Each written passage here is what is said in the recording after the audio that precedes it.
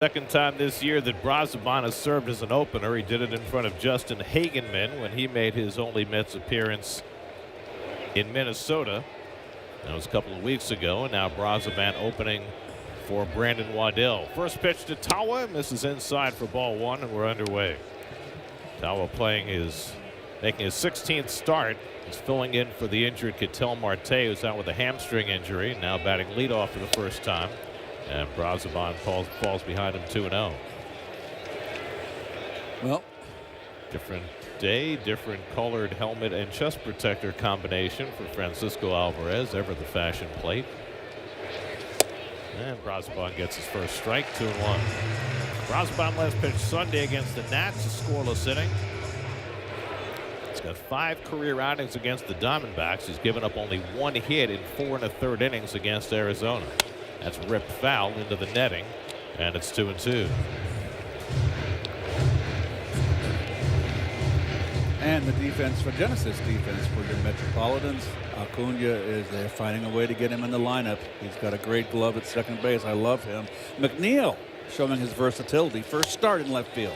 Powell flies one out to left center. Pretty well hit. Back in the gap goes Taylor at the wall to make the catch. And this one starts the way the last one was all night long. That's continued to play outstanding defense. Taylor tracking this one to the fence. Well, center field is a strength defensively with this club, and Taylor is the main reason right there. Made terrific play last night, and here starts the game with another beaut. There's Corbin Carroll batting second in the order, 0 for 4 last night. You know what's amazing? When we watched that play by Taylor, you just assumed it was going to be the greatest catch in the major leagues, at least for that day. Correct. But it wasn't. I hear you. Dalton Varsho made a catch for Toronto last night that you have to see to believe. Raced back to the warning track, fell down, reached behind him blindly with the ball coming down on the warning track, and somehow caught the ball. Just go on your website and just type in Dalton Varsho catch, and you'll see it. Brazoban fires a changeup in for a strike, and it's 1-2. But not do it in a commercial break, not in the middle of the game. You can multitask. 2 screens, no waiting.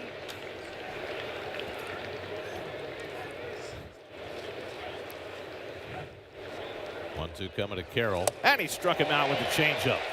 So Brazoban's retired his first 2 as he takes care of the dangerous Corbin Carroll for the second. Now here's the catch by Taylor last night. Look how far he had to run, folks. Shaded over to right center. I thought he was going to pull up and to play it off the wall, and no, he Supermaned it. Faster than a speeding bullet. Clark Kent got nothing on Taylor. Here's Randall Grichuk, who's DHing tonight, 1 for 4 last night, and Brazoban paints the outside corner, 0-1. Scott Berry, the home plate umpire tonight, tends to be a hitter-friendly umpire. Yeah, he seems to be hitter-friendly vertically on the strike zone, at the knees and the top of the strike, and top of the letters. So every umpire in this game has a last name that starts with a B. Yep. And both starting pitchers have last names that start with a B. Killer Bees. Oh. Brazoban strikes out Carroll and Grichuk back-to-back. He's got a 1-2-3 opening inning. Oh, that was quick.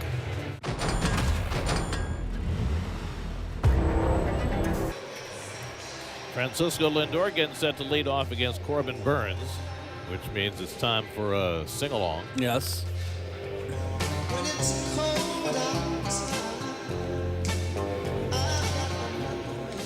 Gare.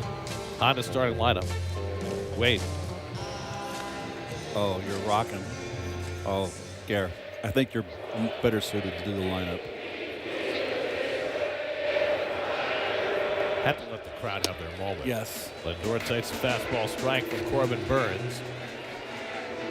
Lindor homered last night, his 6th of the year. His first as a right-hand batter. And Burns throws his cutter low and in, a ball and a strike. There's the Honda Mets starting lineup. Jeff McNeil off to a terrific start. Getting the start in left field. Brandon Nimmo's feeling better today, but still not starting after coming down with a bug that's gone through this whole team. And that's lashed down the right field line. That'll go into the corner for Lindor. And he's got another extra base hit leading off the first inning. He has been uncanny opening ball games. 5th double of the year. And the Mets right away are in business against Burns. Came into the game hitting .302. He just added on. And what I like about Lindor is that he is hitting the inside pitch from the left side of the plate. Getting tightened up that swing. Now 14 for 29 leading off the first inning. That's amazing. He is showing that he is one of the top players in Major League Baseball. So here's Juan Soto, 0 for 3 last night. Corbin Burns trying to settle in. And the Mets, who've been relentless offensively the last couple of days, trying to keep him from doing so. And his cutter misses for ball 1. There you saw right there, low in the strike zone, had plenty of plate. It was called a ball. You saw the reaction from Burns, kind of shook his head. He said Scott Barry's a hitter's umpire. That may be the best example of it. Curveball misses outside, 2-0. Well, there's Burns' numbers for the year, off to a slow start. Lefties hitting .216, righties surprisingly hitting .277 against him with 3 home runs. Fly ball along the left field line. Gurriel coming over near the sidewall, jumping, and can't quite get there. Nice effort by Gurriel. Corbin Burns was the most coveted pitcher on the free agent market this past year, as you see that ball wound up in the stands. Wound up signing a 6-year, $210 million deal, the largest free agent contract the Diamondbacks have ever handed out. Why did he get that? Well, not only did he win the Cy Young with Milwaukee in 2021, but he's finished in the top 8 in the Cy Young balloting each of the last 5 years. He's been incredibly consistent. Last year was the first year he had more innings pitched than strikeouts. He led the league in strikeouts in that Cy Young, I'm sorry, not that Cy Young year, the 2022 season, when he had 243 Ks. Behind on Soto, 3-1. And he lashes that one to right field. Carroll retreats to make the catch. Lindor tags. He'll go to third. So Soto spanked that ball. It's a productive out as Lindor winds up in third with 1 out. That ball was ripped.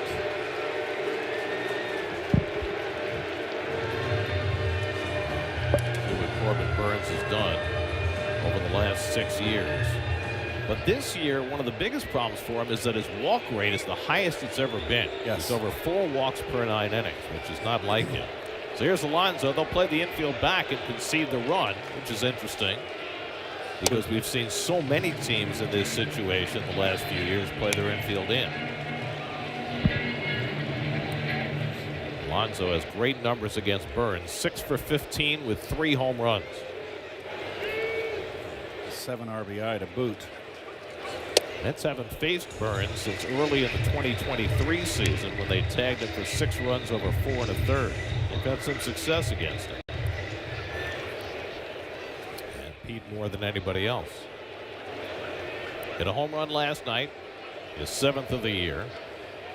And takes a sinker that misses, and it's 3-0. And Burns has already gotten away from his signature cutter in this first inning, throwing curves and sinkers, because he's having trouble getting settled in. He's given up 2 bullets already. Now behind on Alonso, 3-0. And Pete takes ball 4. So the Mets have runners in the corners with 1 out, and Mark Vientos coming up. The Diamondback defense presented by Defender. Suarez at third. Hampson gets the start at shortstop. And Josh Naylor just came over in the trade in the offseason at first base. He's their everyday first baseman, the regular first baseman.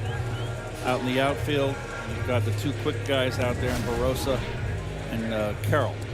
Corey Lavello giving his shortstop Geraldo Perdomo the day off. Nothing wrong with him. But Pavin Smith also sitting down. He started against the lefty yesterday, got a couple of hits. He's been raging hot, but not playing today. Here's Vientos, 0 for 4 last night. First and third, 1 out. And Mark takes cutter away for ball 1. Burns having a hard time getting settled in, and that's the kind of pressure that this lineup, the top of the lineup, puts the pitcher in right from the get-go. Even in what has been a rough start, Burns excels in getting himself out of jams. The opposition is hitting 185 against him with runners in scoring position. You see his frustration right there. He's a guy that lives down in the strike zone. He's not getting the call. There's Brandon. And his catcher, Gabriel Moreno, and the rest of the infield all are going to come out to gather around Burns. They can see how frustrated he's getting, and they're trying to settle him down. Burns spent last year in Baltimore. His only year there, had a terrific year, 15-9, 2.92 ERA. Yep, finished 5th in the American League Cy Young balloting.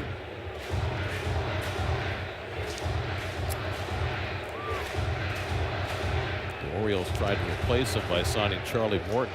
They just pushed Morton to the bullpen. He's been so beat up for the Orioles. 2-0 to Vientos with 1st and 3rd and 1 out. Marte on deck.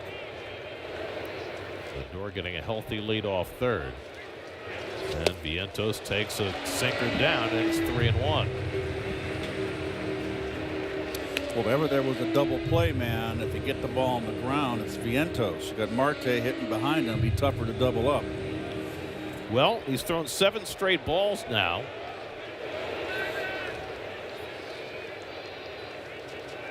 And Vientos takes one, and that's ball 4. And now the bases are loaded, and Burns he's incensed at the home plate umpire, Scott Berry. This is a good time to have the pitching coach come out and have a chat.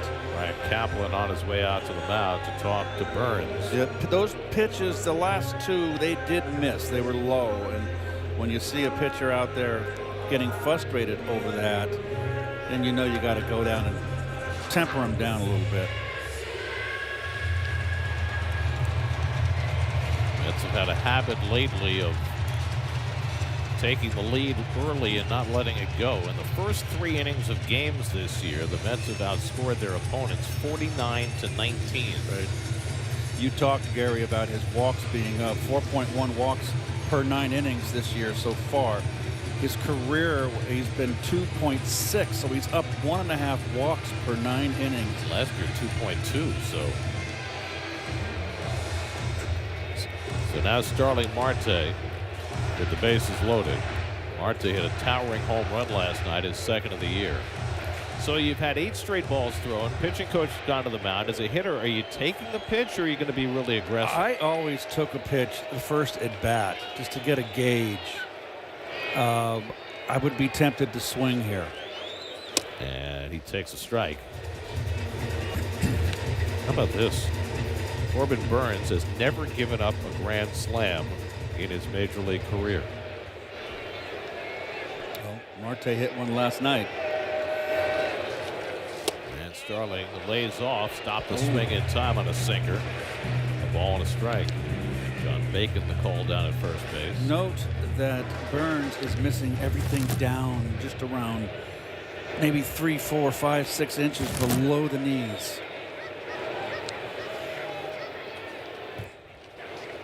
And Marte fouls one away. And there was the pitch to hit.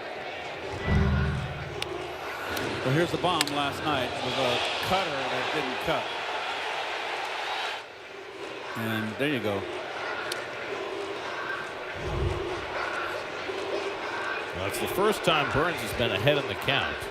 Fell behind Soto 3-1. Walked Alonso and Vientos on 4 pitches apiece. Now ahead on Marte with McNeil on deck. And Starling chases for strike 3. Went after a slider out of the strike zone. And Burns has a path through this inning. That's the 2nd out. Good breaking ball here. This is the best one he's thrown. I didn't even know it's early. Good slider. That's his patent cutter right there. Looked more like a slider to me. That's a slider. Yep. Cutter will come in 93. That was 88. So now bases loaded, 2 out for McNeil, who's off to a fast start in his first 3 games. He's gone 4 for 12, including a home run. And Jeff bounces one down to first. Naylor fields it, and Burns gets himself out of first inning trouble. That's strand 3. No score after 1. Honda Sports Night on SNY. Hello and welcome. Stream every out-of-market game live or on demand. Blackout and other restrictions apply. Visit MLB.tv for details. And that's bypass an opportunity in the first inning against Corbin Burns. And now Huáscar Brazoban's going to go back to the mound for the second inning as the Bark in the Park participants stay busy. Oh, All good boys and girls. thirsty. Portable bowl, always a good thing to have with you as a dog owner. Oh, Kisses. I love you. Eugenio Suarez will lead off in the second inning. And he chases a slider for strike one. When Brazoban made his first opening appearance against the Twins, he started the second inning, walked the leadoff batter, and then was taken out. Brandon Waddell, who's going to be the bulk pitcher for the Mets today, is up in the bullpen as Suarez cranks one foul. 0-2. Suarez has a home run in 2 career at-bats against Brazoban. Of course, he had 4 in 1 game last week against the Braves, and there is Brandon Waddell getting ready for his first big league appearance since 2021. And Suarez pops one a mile high on the left side of the infield. And Lindor tracks it, squeezes it, 1 out. I would imagine that if Brazoban can negotiate this second inning without any difficulty, they'll just leave him in. I agree. I mean, you don't want to leave Waddell hanging for too long in the bullpen, but now you got the left-hand hitter Naylor and then the right-hand hitter Moreno. So if he was going to take him out in this inning, he probably would have taken him out right here. Naylor didn't play last night. He's off to a great start after coming over in a trade from Cleveland. And a pitch clock violation is called against Brazoban. He did not release that pitch in time, and that makes it a 1-0 count.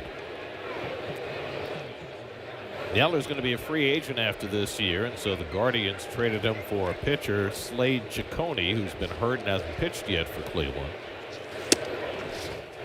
Meanwhile, Naylor off to a great start, hitting a .318. Oh, wow.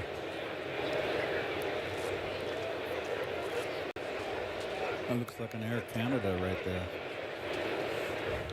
Just some contrails.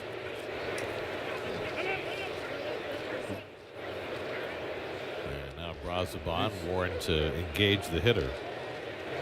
Naylor last year hit 31 home runs, drove in 108 for the Guardians, at a .776 OPS. He's at .893 this year. And he takes below the knees. Of course, in Cleveland, he was playing alongside his brother, Bo. There's another brother who's making his way up through the minor leagues as well in the Naylor family from Mississauga, Ontario. And that's away, ball 4, so Brazoban issues a 1-out walk.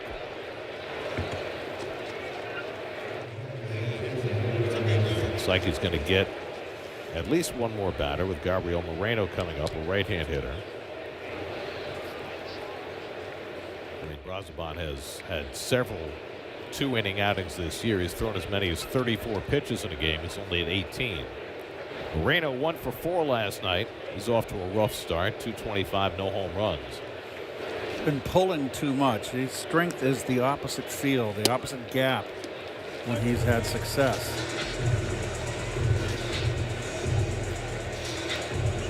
Moreno is a linchpin player for these Diamondbacks, 25 years old. Terrific defensive catcher and has produced offensively in the past, just not so far this year. Brazoban would step off. Brazoban's looked a little uncomfortable this inning. He's already had a pitch clock violation. Now stepping off. Looked in command in the first inning. And this is away with another cutter, and it's a ball and a strike.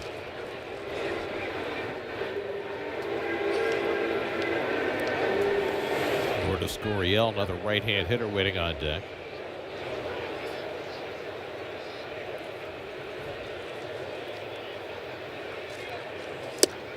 And that one catches the outside corner, a changeup. Came back over the outside edge, and it's 1-2. Using an opener is a particularly good strategy against this Diamondbacks team that has had such problems against left-handed pitching, and did again last night against David Peterson. It's forced Torey Lovullo to make some lineup decisions, and for the most part, he is stuck with his right-handed platoon, anticipating bulk innings against the left-hander Waddell. They got Taylor shifted over to the opposite gap, and McNeil's over there in left center. And he kind of turns his back to center field, faces the line. Swing and a miss, came up and in with a fastball, and he gets Moreno for the second out. Third strikeout for Brazoban, which matches his season high. That fastball got him to believe in it. He's got a good arm. He throws hard. And he just beat Moreno. Threw it by him. So now a chance to get through the second inning for Brazoban as he faces Lourdes Gurriel. Gurriel off to a really rough start. 0 for 4 last night. He hit the ball that Taylor made the great play on. And with that, his batting average down to 168.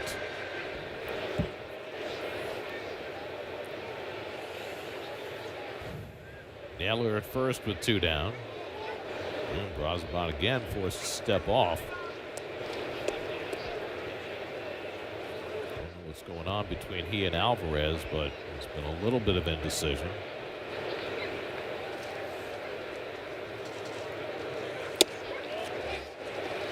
Tries that changeup and misses inside. A ball and a strike. You got the switch hitting Jorge Barrosa on deck. He's a better right-hand hitter than left.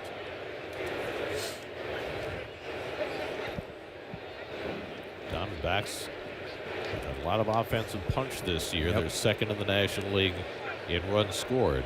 Third in home runs. They rely on the home run, but this is a much bigger ballpark than their home field in Phoenix. They're only 1 game over 500 in a very tough division.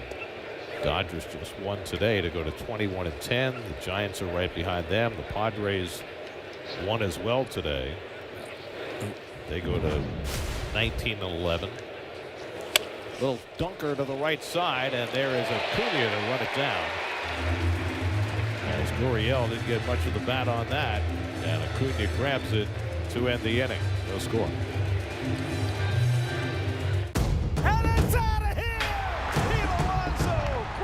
Trivia question presented by Duncan. Head to SNY.TV/vote and click on Game Day to cast your vote now. Can you name the 2 Hall of Famers who played for the Diamondbacks? Francisco Alvarez leads off in the home second and laces one to center field, but overcomes Barrosa to grab it. Another hard hit ball against Corbin Burns for the first out in the home second. Hanging slider or cutter.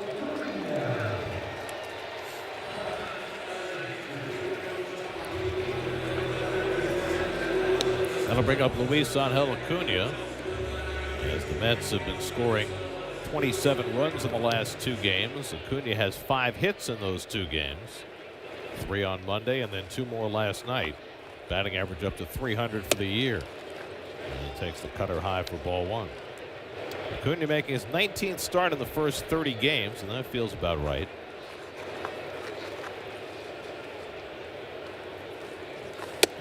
Mendoza has enough flexible pieces at his disposal that you have to figure as long as he keeps playing as well as he's playing, Acuna's going to find his name in the lineup more often than not. Absolutely.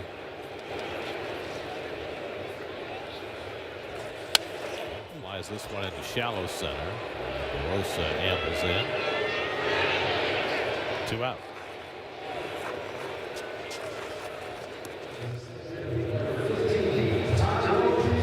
Mets have won 19 games in April. It's the most games the Mets have ever won in the month of April. Today is the last day of April. But you're going back a long time when there's never been a National League team win 20 games in April. Now, that having been said, as Taylor moves out of the way of the first pitch. They used to start the season the second or third week in April, so there weren't as many games. But nonetheless, they're off to a terrific start.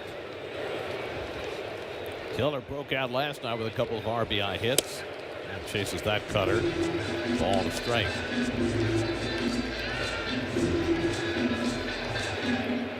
always hit well against the Diamondbacks. .964 career OPS against Arizona. Mets have thrived against the D-backs in recent years. They have beaten Arizona 24 of the last 31 meetings, including 4 out of 7 last year. And by clinching the season series and the tiebreaker against the Diamondbacks, the Mets edged them out for the postseason.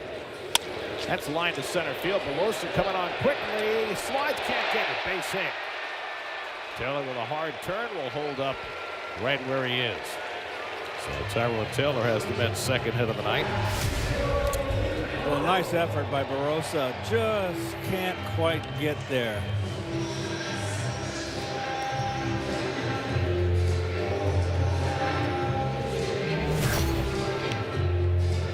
So that gets Lindor to the plate with 2 on the runner aboard. Francisco doubled down the right field line to open the first inning. As we mentioned, he's now 14 of 29 leading off the game, and 7 of those 14 hits have been for extra bases. Takes the first pitch cutter for a strike, 0-1. Burns will throw that cutter 54% of the time, at least he has so far this year. But for whatever reason, they're hitting the ball harder than they've ever hit it against Burns. Last year, his hard hit rate was 32%. This year, it's 52%. We've seen it already in this game. Lindor and Soto and Alvarez all smoking the ball against Burns.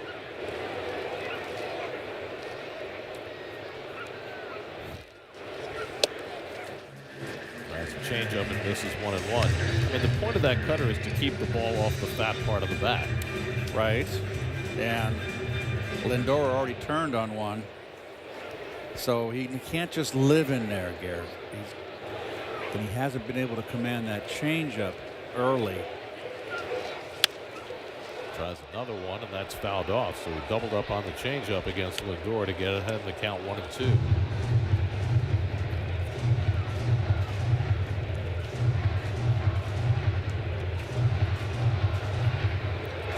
Brendan Waddell getting ready in the bullpen. He'll be on in the 3rd inning for the Mets to make his Mets debut. Last night, Kevin Herget made his debut. They got sent down. Counts are foul, and with Waddell going today, Chris Davinsky was put in a car in Syracuse to drive to New York. Was expected to arrive around game time. Davinsky taking Danny Young's spot on the roster. Well, he might make his Mets debut before the night is over. Taylor edging from first, and Lindor hits a dribbler. Off the mound comes Burns to bare hand, and his throw right to Naylor to retire the side. A hit and 1 left after 2. Mets and Diamondbacks, no score.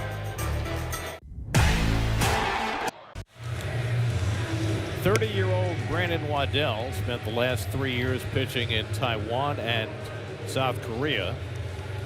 Got off to a great start in Syracuse and now making his Mets debut, his first big league outing since July of 2021 when he was pitching for the Cardinals. Well, the Nissan numbers show a great start for him in his 5 starts as they play Tiddlywinks or Scissors, Rock, Paper. It's a thumbs up game. Jorge Barrosa leads off against Brandon Waddell and takes inside ball 1. So it came to my attention that there are some pitchers today and last night doing things that they haven't done in a long, long time. Tonight, Lucas Giolito is making his first start for the Red Sox after he signed with them 2 winters ago. His first start in 577 days. This afternoon, Tony Gonsolin pitched for the Dodgers, coming off Tommy John. That's hit in the air to left field. Coming in is McNeil. He grabs it 1 out. Gonsolin pitching for the first time in 621 days.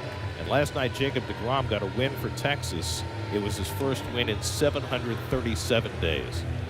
Some guys, though, some people in this world show up for work every day. And our beloved radio producer engineer, Chris Majkowski, today is engineering and producing his 5,000th consecutive Mets regular and postseason game. Madge never gets sick. Last missed a game in 1993 for his sister's wedding. Acuna with a great diving stop, but he can't throw out the speedy Garrett Hampson, and it's an infield hit. But what a stop by Acuna.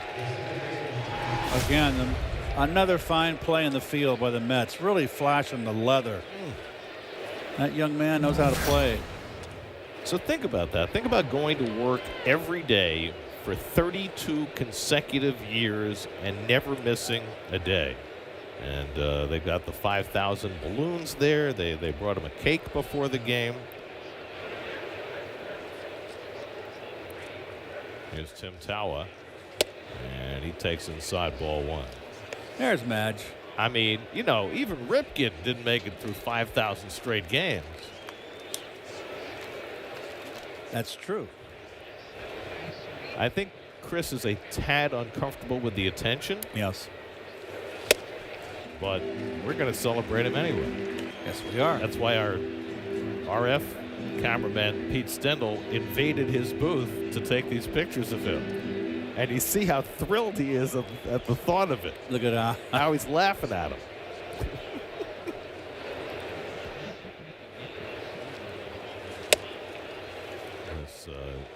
Chris has the soundboard right in front of him so that if Howie's voice rises on a big play, he can make sure that it doesn't overmodulate. Keeps track of the scores of other games, make sure the commercials go in the right place. I believe Madge has got quite a following, too, on the internet, with people in-game converse with him. Yes, he is Mets booth. Is that what it is? On X, yeah. Okay. On X? It's Keith Rad back of his head.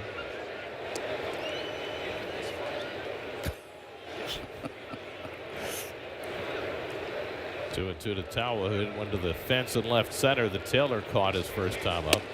And Waddell misses up and away 3-2. So the party is continuing in the Mets radio booth.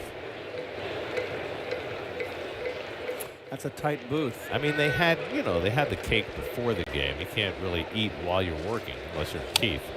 Fly ball foul down the right side because, it's Tommy Rockland's birthday today, and so we had birthday cake in the booth. And Keith was eating cake right before we went on the air and then right after we did the open. Yeah, I had that sugar high. I couldn't. Yeah, that's why you were dancing. Couldn't do that. Well, there's the match 5,000 cake. Very nice. 3-2. Swing and a miss. He got him. Brandon Waddell has his first strikeout as a Met as he strikes out Tawa for the second out. Brandon grew up in Houston, played his college ball at the University of Virginia, where he earned a degree in economics, which could come in handy if he hangs around in time for the next bargaining agreement. There's Corbin Carroll, who struck out his first time up. But here's something that you might not know. Waddell before this year had pitched in 11 total big league games for the Pirates, Twins, Orioles, and Cardinals. 11 games for 4 teams. There goes the runner. Throw by Alvarez. One hop and not quite in time. Hampson steals the base, his second of the year. So that means that this is Brandon Waddell's 12th big league game as you look at the play at second. It's his 12th big league game for his 5th different team. You know the last time that a player played for 5 teams within his first 12 games? Ensign Cottrell in 1911 through 1915 played for the Pirates, Cubs, A's, Braves, and Yankees through his first 12 games. Now the bad news for Ensign was those 12 games were the only 12 games of his career. Waddell is hoping that today is not a one-off and that he gets to play more than just the 12 games. But that's 110 years ago. Yes, it is. And Ensign, by the way, it's his real name. Ensign Cottrell. Out of the way. Doing World War I for crying out loud. Well, before World War. Yeah, before. Waddell pitched parts of the last 3 years for the Doosan Bears in the KBO. Also pitched for the Rakuten Monkeys in the Chinese Professional Baseball League based in Taiwan. Little tapper back to the mound. Waddell is on it and makes the play to get Carroll and retire the side. So Brandon Waddell puts up a 0 in his first inning as a Met. Connor and Joe break down how playing time should be split between McNeil and Acuna on the latest episode of the Mets Pod, presented by Tri-State Cadillac. Subscribe and listen wherever you get your podcasts. Juan Soto leads off in the home third and takes a cutter down from Corbin Burns. Soto with a bullet to right field that was caught his first time up. Burns has survived the first 2 innings, giving up a couple of hits and a couple of walks. 44 pitches. 34 pitches through 2. 2-0 to Soto. Pete Alonso on deck, and then Mark Vientos. Great night. All right. 22s. How do you do? Al Leiter's number. Call strike, and it's 2-1. Soto does a lot of chatting with the home plate umpire. Umpires. Friendly exchanges. Curveball hit in the air, out to left field. Playable for Gurriel. And that's the first out.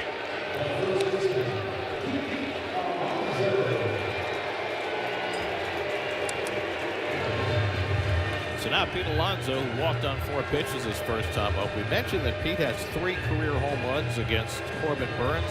He is the only player who has 3 career home runs against Corbin Burns.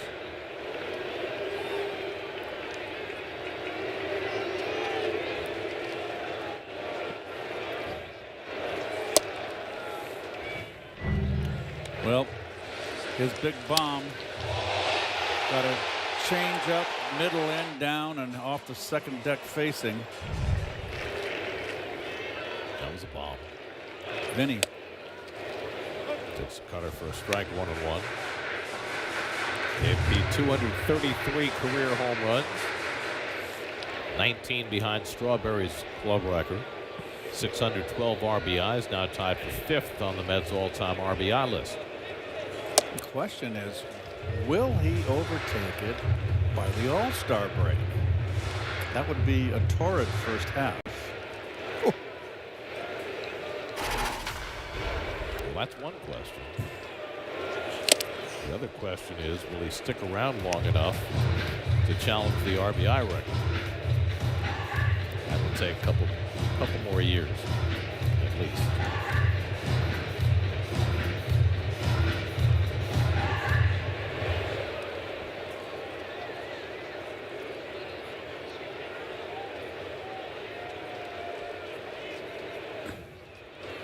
And Pete, it's a ground ball right at the shortstop. And Hampson, getting his first start at short this year, throws him out 2 away. It looks like Burns is kind of settling in. A rough first inning where he gave up the leadoff double to Lindor and 2 walks to load the bases with 1 out, but pitched out of it. Burns was not highly regarded coming out of high school. He wound up going to St. Mary's, which was his only Division I offer. And while he was a good prospect coming out of college, he wasn't a great prospect. He went in the 4th round to Milwaukee in 2016, and they initially made him a reliever and did a great job for them in the postseason in 2018. And then they moved him into the rotation. The first year they moved him in, that's when he won the Cy Young. Long drive, deep left field off the bat of Vientos. Near the wall, it's out of here. Mark Vientos breaks the ice with his 4th home run of the year.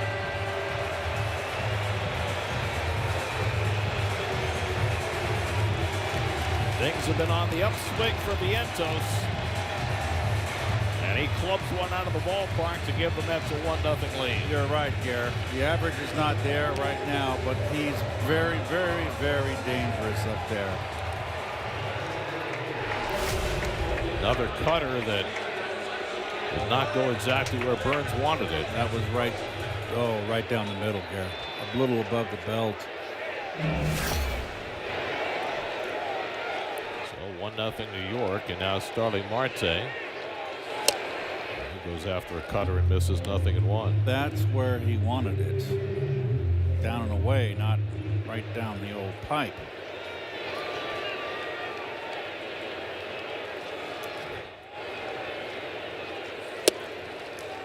It's the 5th home run that Burns has allowed in 30 innings this year. Well, you can see right down the middle, and he got out and got the bat head out in front to pull it down that line. Marte hits one toward the middle of the diamond. Hampson ranges over. Low throw scooped out nicely by Naylor, and that retires the side. But Mark Vientos' home run gives the Mets the lead. 1-0 after 3. What am I looking forward to in life? We've had some magnificent sunsets in the neighborhood already this year. Another one shaping up just beautifully. That Mark Vientos home run means City will donate $2,000 to No Kid Hungry to help the 1 in 5 kids in America facing hunger right now. Brandon Waddell staked to the lead. Starts his 2nd inning as the bulk pitcher tonight. Randall Grichuk takes outside for ball 1. Grichuk struck out his first time up. Suarez and Naylor to follow. Breaking ball, pulled foul into the netting, the ball on a strike. Still can't get used to the netting down the lines when the ball's pulled, hits the netting and comes back into play. If you were in those lower stands on the receiving end of a 110-mile-an-hour line drive, And you were texting? you'd be happy. Cutter fouled off his foot, and it's 1-2. Oh, by the way, Brandon Waddell, he has a unique place in Mets history by his appearance in this game. He is the first and only number 82 ever in Mets history. Trying to think, 82, was that Raymond Berry with the Baltimore Colts? Well, it's a wide receiver's number. It's hard to think of that number in any other context but as a Wide receiver. pro football wide receiver. Yep. Well, the Colts back in those days were one of my favorite teams. Johnny Unitas, Raymond Berry. Just missed inside with the sinker. 2 balls, 2 strikes. Brandon Waddell, what stands out about his record in Korea last year with the Doosan Bears, that's pulled down to third and handled by Vientos. Plenty of time. Guns out Grichuk, 1 away. The average just 1.3 walks per 9 innings. Don't miss the chance to have your youth baseball or softball team's picture featured in an upcoming Mets game on SNY. Just scan the code and submit your team photo today. Sorry, we'll wait. The camera. Scan. Okay, that's enough time. 1 out. Here's Eugenio Suarez, who popped up short his first time up. And the curveball in for a strike, 0-1. Well, you can tell Waddell wants to be right around the plate. He's not throwing hard. Topping out at 92. It's a changeup away, and it's 1-1. So we've seen him throw fastballs and cutters and sweepers and curveballs. Changeup. Another changeup, and Suarez fouls it at the plate, 1-2. Eugenio Suarez, 2019 with the Reds at 49 home runs, the most that any third baseman has ever hit in this season. Maybe one day Vientos will hit 50. Check swing, it went around, strike 3. But umpire Scott Berry calling that on his own and not asking for help. Called the half swing on Suarez. Second strikeout for Waddell. 2 down. Well, impressive so far. Throwing strikes.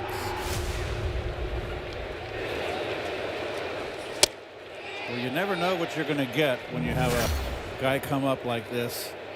He's got to be nervous, Garrett. I don't care who you are. Well, the first time the Mets tried it, that's lined into center field, a base hit for Naylor, so he's on base for the second time after walking his first time up. The first time they did it with Justin Hagenman, and for him it was his big league debut.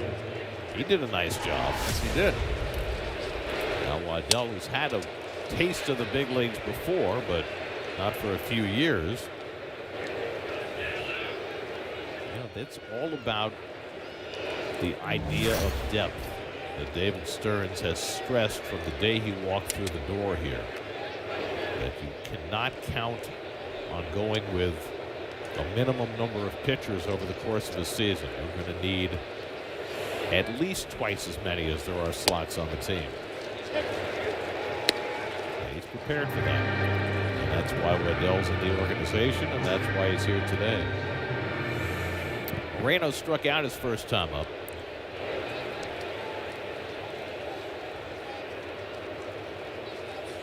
Mets have done a lot of shuffling around with the pitching staff over the last few days after being pretty stable for the first month of the season.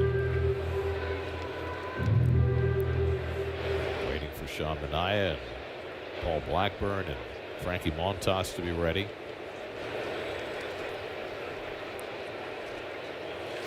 Grounded toward the hole, and Moreno's got a base hit. So back-to-back 2-out hits for the Diamondbacks. Got a breaking ball, went down and got it.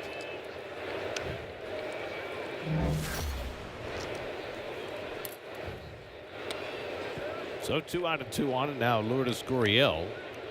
A little bloop to the second baseman his first time up.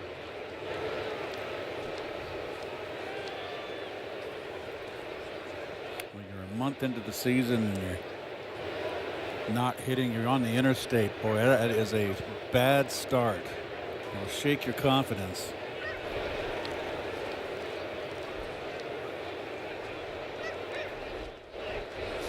Gurriel yanks one foul.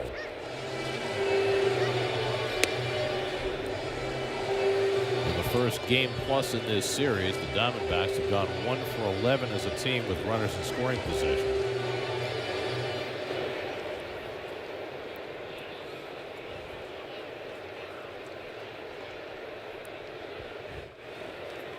Naylor, the runner at second, Moreno at first. Not a lot of speed out there, and time asked for by the hitter Gurriel.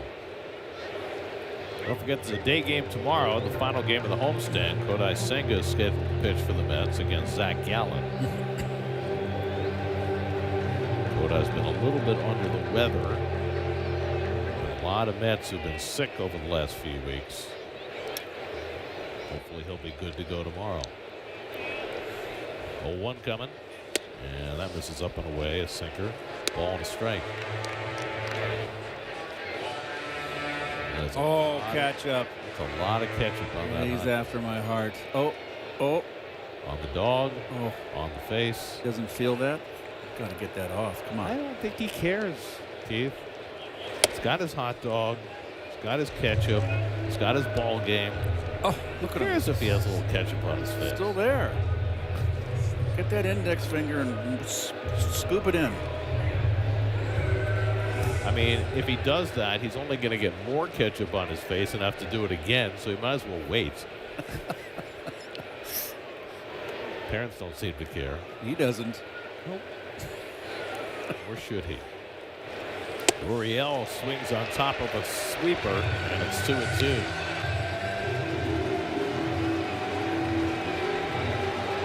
It's a good pitch by Waddell. Down and into the right-hand batter.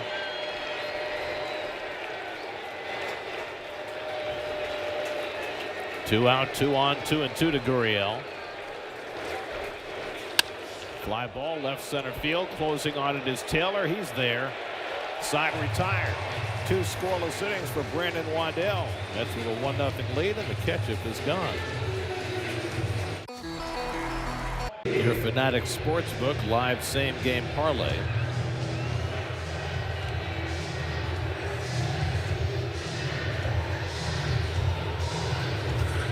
Back to the sunset. There we go. Played with Empire State and Chrysler Buildings. Can't get a prettier sight than that. Jeff McNeil leads off in the home fourth against Corbin Burns. Jeff swung at the first pitch he saw and grounded out with the bases loaded to end the first. And he takes first pitch cutter for a strike, 0-1. McNeil, Alvarez, and Acuna 6, 7, 8 in the Mets order against Burns. He got tagged for a Mark Vientos home run in the third inning. McNeil takes a curveball in the dirt. Ball and a strike. Burns has not only been an outstanding pitcher for the last half dozen years, but he's also had great postseason numbers. 9 career appearances in the postseason. He has a 2.33 ERA. He's the guy you want as the ace of your staff. Balls and strike.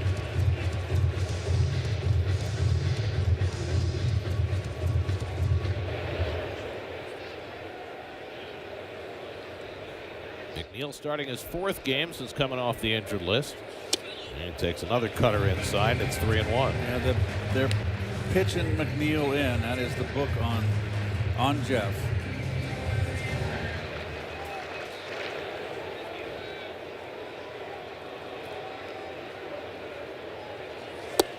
And he walked him. Kept throwing those cutters inside, kept missing. Third walk given up by Burns as his base on balls issues continue. That's 15 walks for him in 29 2/3 innings. So the Mets have the leadoff man on in the 4th.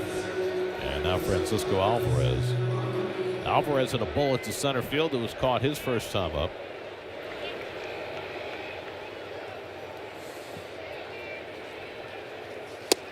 Takes a big rip at a cutter away, 0-1. All spring training, he was looking to right center field, opposite field. And Francisco, since he's hit that home run, has been pulling off and wailing at the plate. Well, that's pretty ironic since the home run he hit down the right field line. I understand.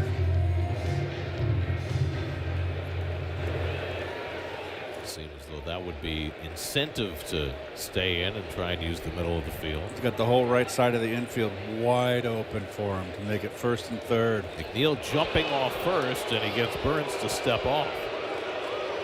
So that's 2 disengagements by Burns. McNeil was yet to attempt a stolen base. Burns gave up 41 stolen bases last year. In the air to deep left center field. Back in the gap goes Gurriel with Barossa, and Barossa makes the catch. McNeil tagged at first, but he'll stay put. Well, Francisco got another hanger and just missed it.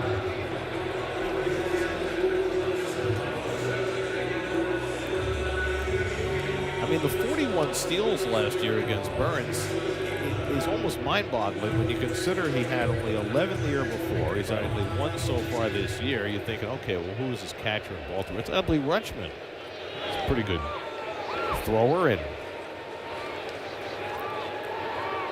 but they ran wild on him last year. Well, Acuna hits a slow ground ball to second. Tawa, and they can't turn it over as Hampson threw us a little too late.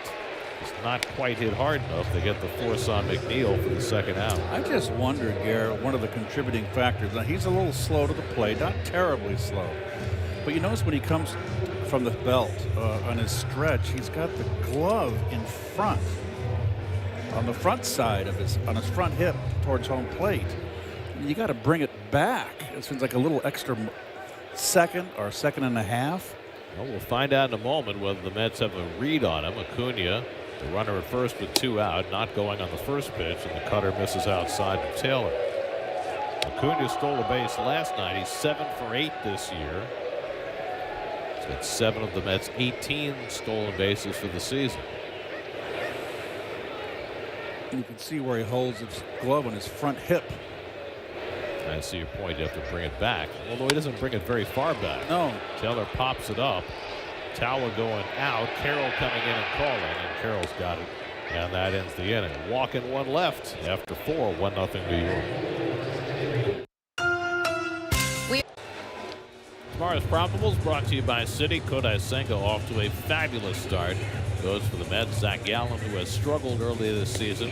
will pitch for the Diamondbacks. 1:10 first pitch tomorrow. And the Mets are off to St. Louis for the weekend and then to Arizona early next week. Congratulations on your first game. Oh, she's not happy. She's already seen a home run, and she's already gotten her first cry in. It'll get better. Promise. Come on, they're 21-9.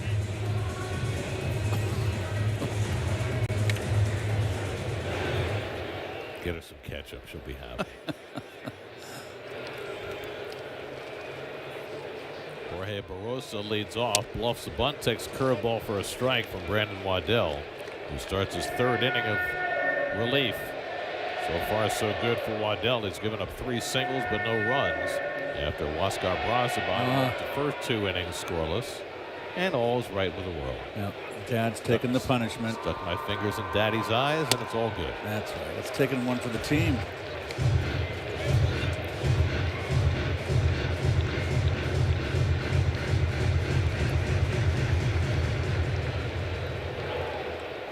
Big Ike Davis fan right there. 0-2 coming. It's low and in with a cutter. And it's 1-2. Garrett Hampson on deck. Then Tim Tawa, 8-9-1 in the Diamondbacks batting order.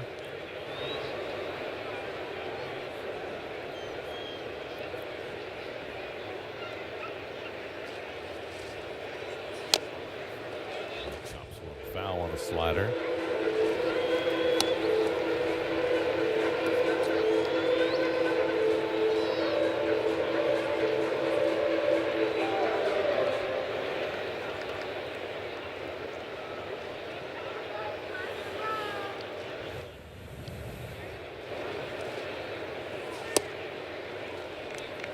Now 2-2. As you mentioned, Waddell pitched not only in the KBO but also in Taiwan, where he pitched for the Rakuten Monkeys.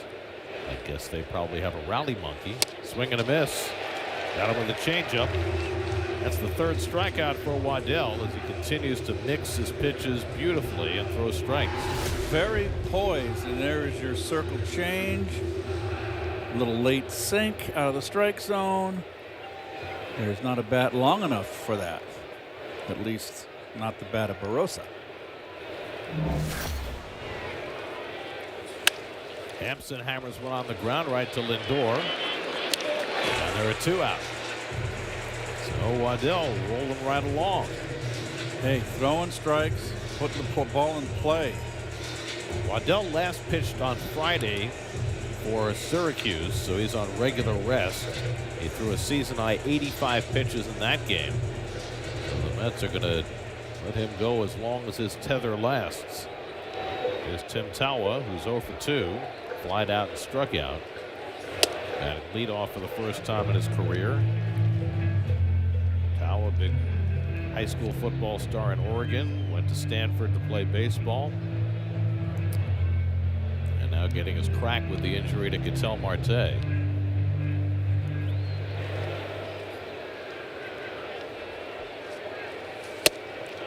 Waddell crowds him nicely, held the swing in time, but that's a nice touch right there. Waddell knows what he's doing out there, and he's a left-hander. You don't have to be a flamethrower. He's changing speeds, keeping the ball down. Popped up, shallow center field. On comes Taylor, gives way to Soto, and Juan's got it. Side retired. 1-2-3 inning for Waddell, who's thrown 3 scoreless. Halfway through, 1-0. Excuse me, are you shopping online? Francisco Lindor gearing up for his 3rd at bat. We go to the bottom of the 5th inning. Mets lead 1-0 on the strength of a Mark Vientos home run. Our Duncan SNY fan choice trivia question: the 2 Hall of Famers play for the Diamondbacks. One is easy, Randy Johnson. The other not so easy. I had no recollection that Robbie Alomar played for the D-backs. I'm in the same boat. Well, because Robbie also played for the Mets. Mets have had 18 players who played for them make the Hall of Fame so far.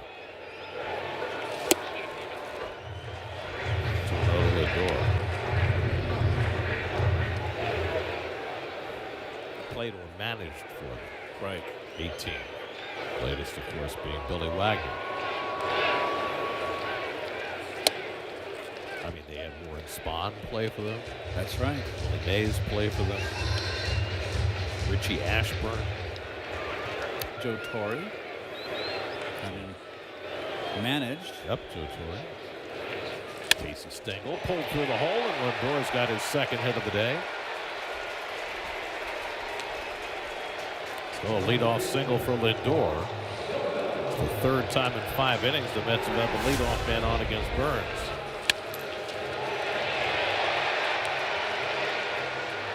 And the beat goes on for Francisco. He's just swinging a very good bat.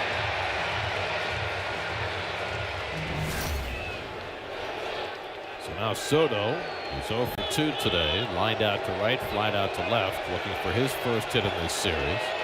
And looking for his first home run at Citi Field. Checks his swing on a cutter that finds the inside corner, 0-1. 3 home runs on the year. They've all come on the road.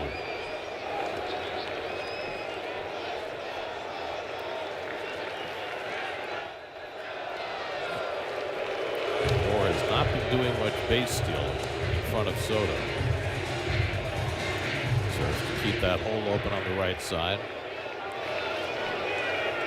Naylor holding against him.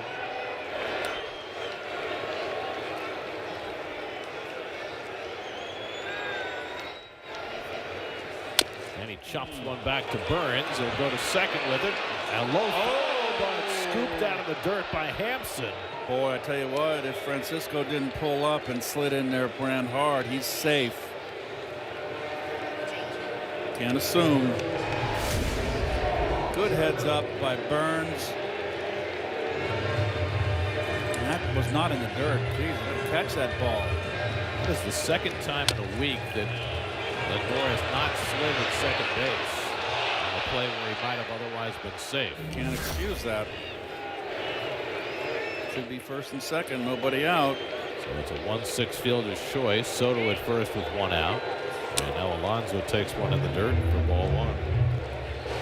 He just walked and grounded out 0 for 1.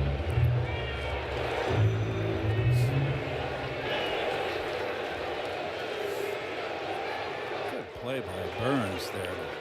Aggressive play. Get the lead runner. Hooked in the air down the left field line. That'll go foul. Burns spent the majority of his career in Milwaukee, where he won the Cy Young in 2021. At the lowest ERA, whip, opposing average, and opposing OPS for a 4-year period from 20 to 23. And you saw the note there. He had 58 strikeouts before his first walk. 1 year with the Brewers, which is a far cry from what's happened this year with his strikeout rate down and his walk rate way up. And that is a lot of ice cream to try to consume. Oh, that's a double barrel right there. Wow.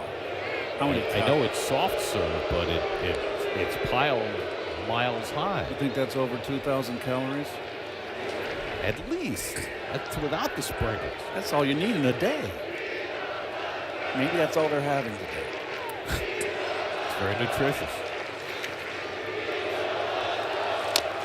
They're chanting Alonso's name. Well, they should. It has been a spectacular start to Pete's season.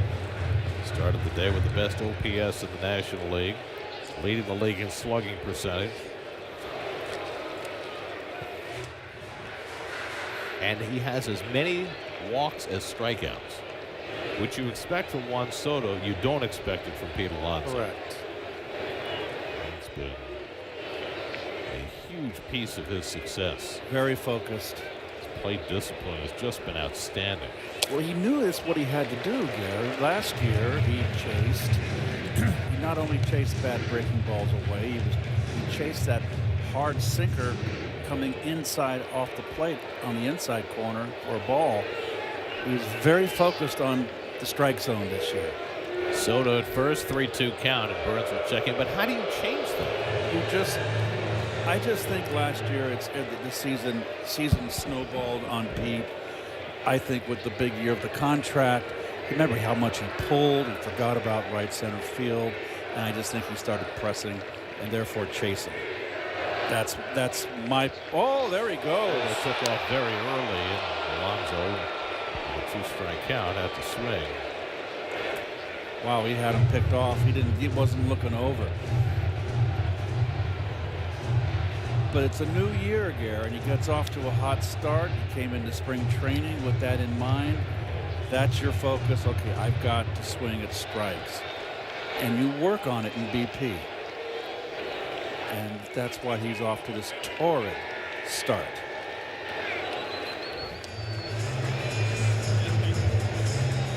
Burns threw him a curveball on the first 3-2 pitch. It's a gun mine now. Vientos, who took him deep last time up, is on deck. Soto a short lead at first. And there's the second disengagement. Or was that the third? That's the third disengagement. And Soto will go to second base. Oh, boy. It's a balk called against Burns. Yeah, Burns just said, my bad. You know, you're so focused out there. Pitchers get that tunnel vision. It's a lot to remember going on now in the new rules. So now runner in scoring position with a 3-2 count to Alonso. And Pete takes one in the dirt for ball 4. And the Mets have 2 men on for Vientos. That is 4 walks in 4 1/3 innings given up by Burns. Let's check out the T-Mobile coverage cam. Vientos' 3rd inning at bat. Hanging cutter up in the strike zone middle.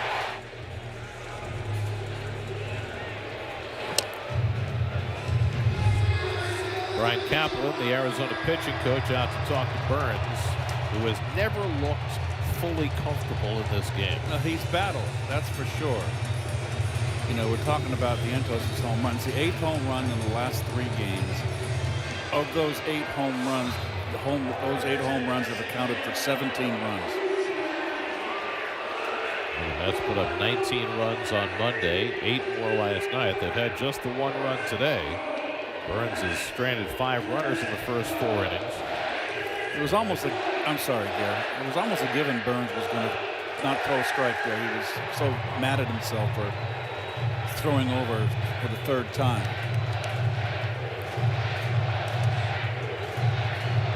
This ballpark has become such an intimidating cauldron for the opposition. That's a 13-1 at home.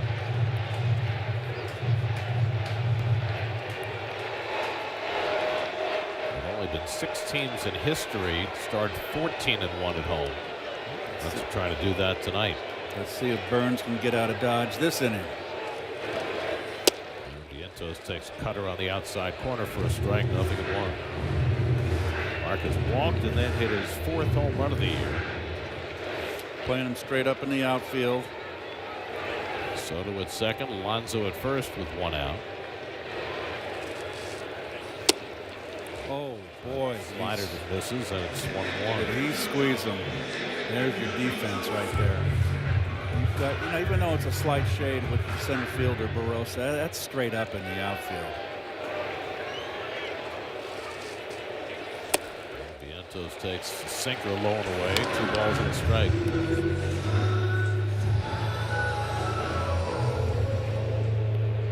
Starling Marte on deck. Oh. Bullpen is relaxing. This is your ace if you're Arizona. Hasn't won a game yet, but this is the guy you paid the big money to eat up innings. And now they're going the to get ball has active. gone down to the bullpen. This is a big pitch right here. 2-1 to Vientos. Marte to follow. And Mark watches just off the plate. The cutter, 3-1. Tin cup behind the plate. So you got Gabriel Moreno, the catcher, and Troy Lavello, the manager, both screaming at Scott Berry. We said it from the outset. He's got a rep as a hitter's umpire. We've seen it tonight. Burns has already walked 4. He's behind Vientos 3-1. And Mark pops one up. Playable in foul territory. Moreno sheds the mask. He's staggering and he can't get to it. There's a little bit of wind coming out of the northwest, and blowing that ball toward the first base dugout. And Moreno took the great circle route and could not get there. You got to have that, don't you? I mean, it's the big leagues.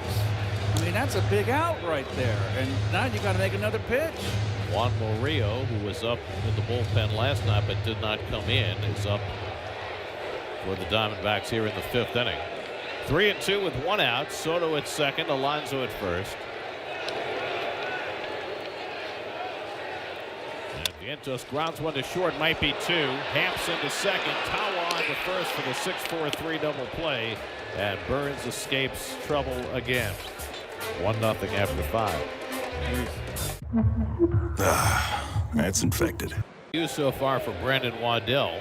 First big league outing in 4 years. He's thrown 3 scoreless innings. Now he takes on Corbin Carroll leading off in the 6th and gets his first curveball over for a strike, 0-1. Carroll has struck out and hit a comebacker. 0 for 6 in this series. He came in a red-hot hitter, off to a fabulous start this year. Second in the league in slugging behind Alonso.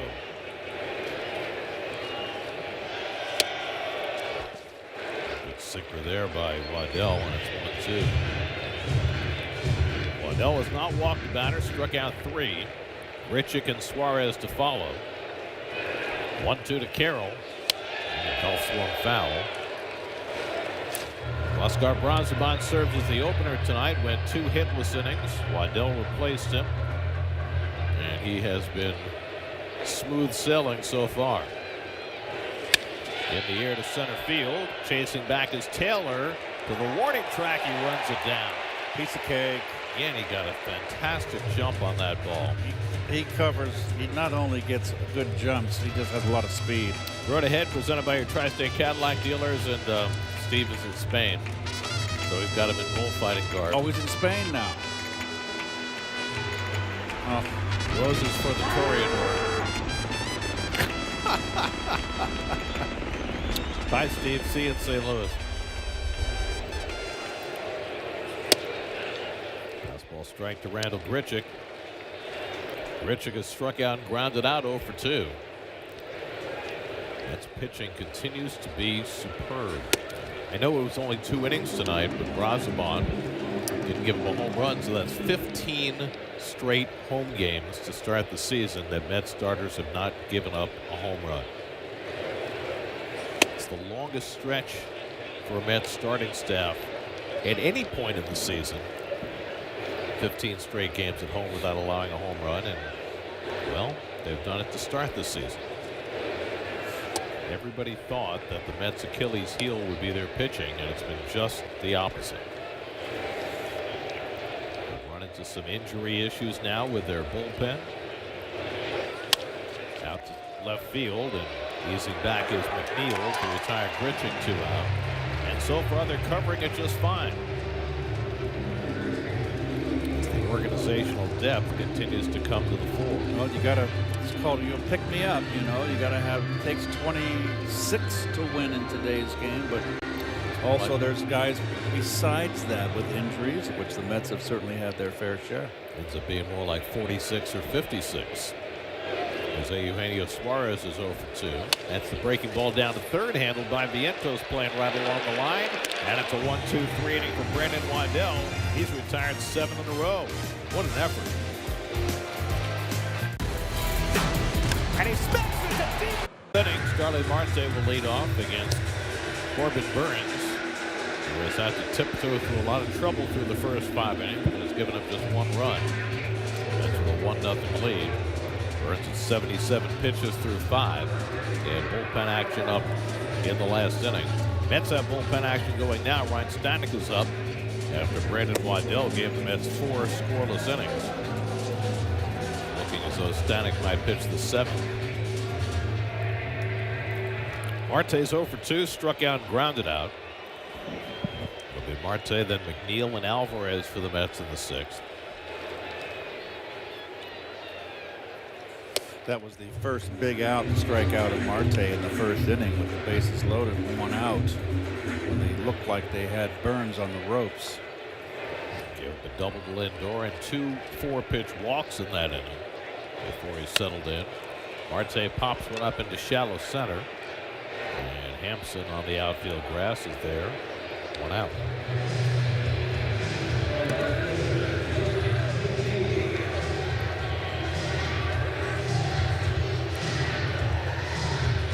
Now Jeff McNeil, who has grounded out and thrown a walk, 0 for 1.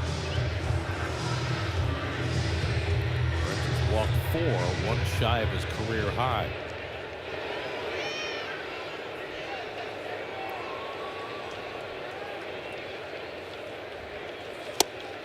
Jeff takes first pitch cutter for a strike, 0-1.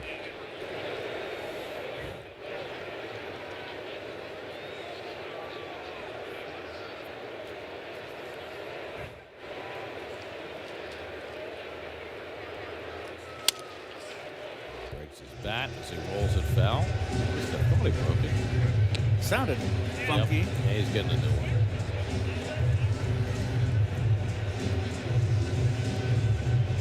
One torpedo down. There's always another in reserve. Let's lock it into the chamber.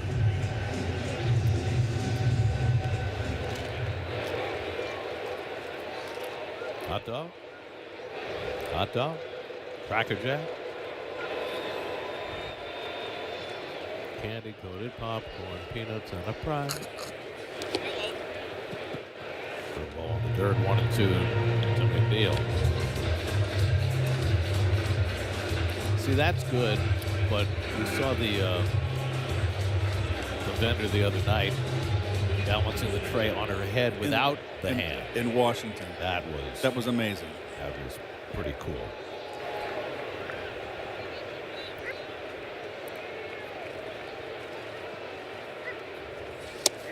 How I confirm that.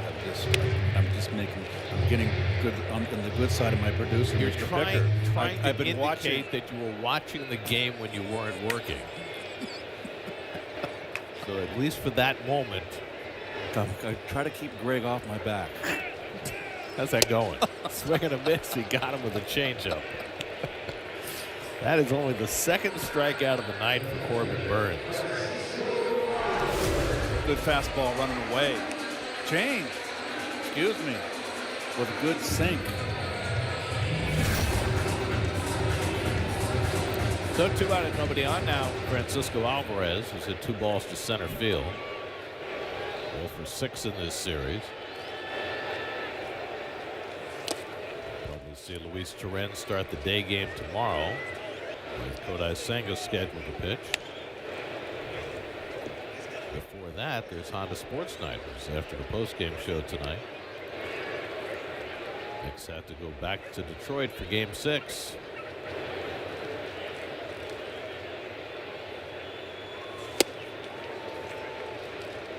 The better cutters that Burns has thrown.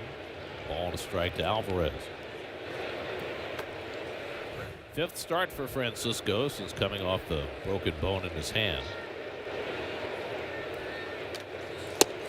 And that was on the outside corner for strike 2. And the home plate umpire Scott Berry thought it was strike 3. Boy. He gave him a full treatment, thinking it was strike 3. And he didn't check the indicator in his hand. Well, it's embarrassing. My bad. Burns Corbin saying you've cost me a couple strikes. Why don't you give me another one? Scott Berry a little red in the face. We all lose the count from time to time. Alvarez held the swing. John Bacon with the call down at first, 2-2. Burns up to 88 pitches. He's thrown as many as 98 in a game this year.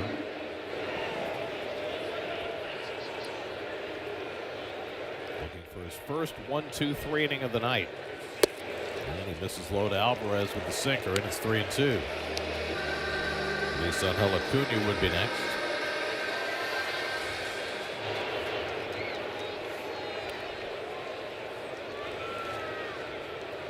Coming, and he walked him. No 1-2-3 inning for Burns. That's his 5th walk, matching his career high.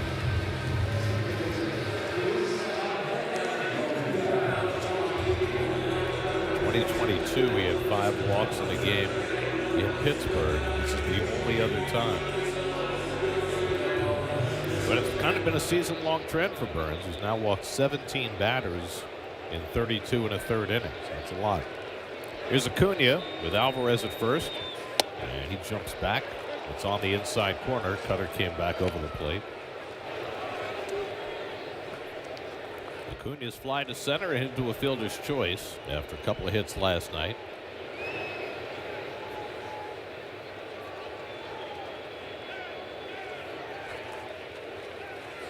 And it's punched the other way. Foul. Now you got jammed big time there.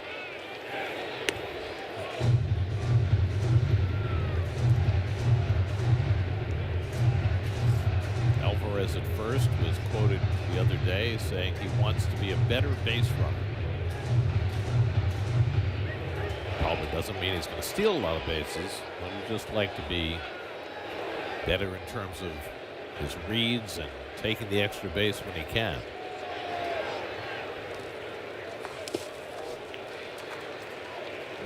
Stops that slider in the dirt, and it's 1-2. Well, the Diamondbacks are going to have to get the bullpen going. Beeks!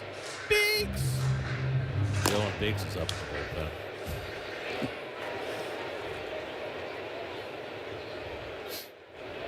I don't think he has the frozen concentrated orange juice report in his briefcase. 2 shakeoffs here from Burns. He's going to step off. They couldn't get on the. Looked like Moreno was typing on his thigh. Well, Hunt and peck.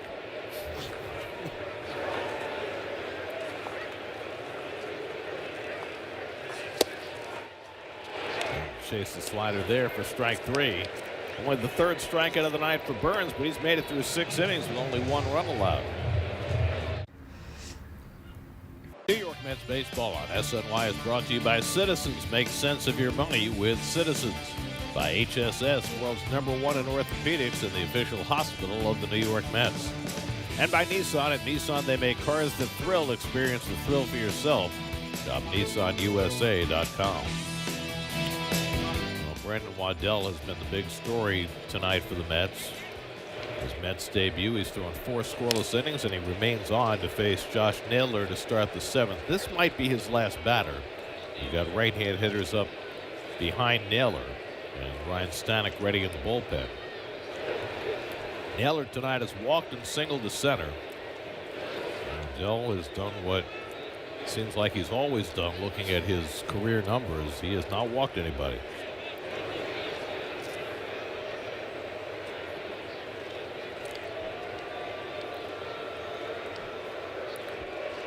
Francisco Alvarez took a shot off his hand on that last foul ball.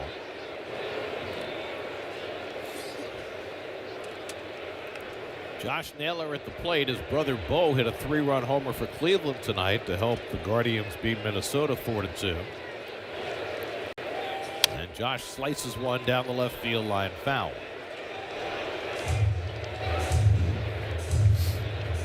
Well, there he is.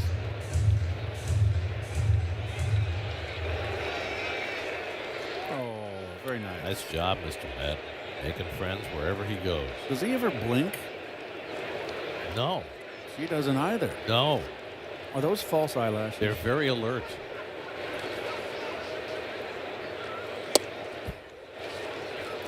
To the Naylor, Gabriel Moreno, Lourdes Gurriel, 2 up behind him.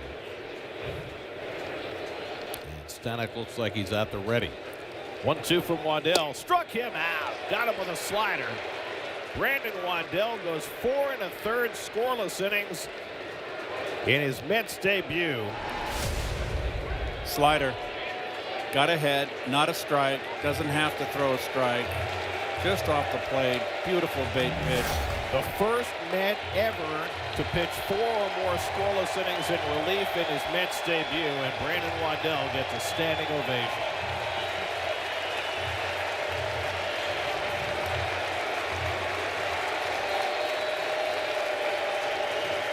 Call to the bullpen brought to you by Nissan. Shop NissanUSA.com.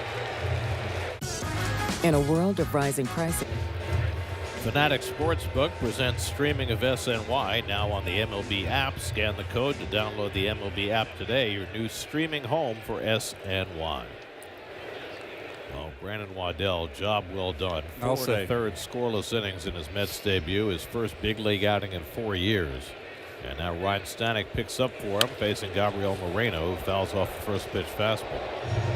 Stanek trying to shake off a couple of rough outings in Washington. He had a couple shots to save the ball games, and that didn't happen. Edwin Diaz fully rested, ready for the 9th. Stanek bounces one to Moreno, a ball and a strike. Waddell, no runs, 3 hits, no walks, 4 strikeouts. Terrific job. Moreno had one of the 3 hits against him, a single to left in the 4th. And Stanek pours one in for a strike. 1-2. And if the Mets hang on to this ball game, he will be the winning pitcher. And deservedly so. His 12th big league appearance, his first since 2021, playing for 5 different teams. And clearly his best big league outing to date. And, you know, we've seen other pitchers come back from Japan, come back from Korea, and reestablish their careers, and perhaps Brandon Waddell is the latest. Certainly off what we saw tonight. He's got great pitch ability. Gurriel on deck.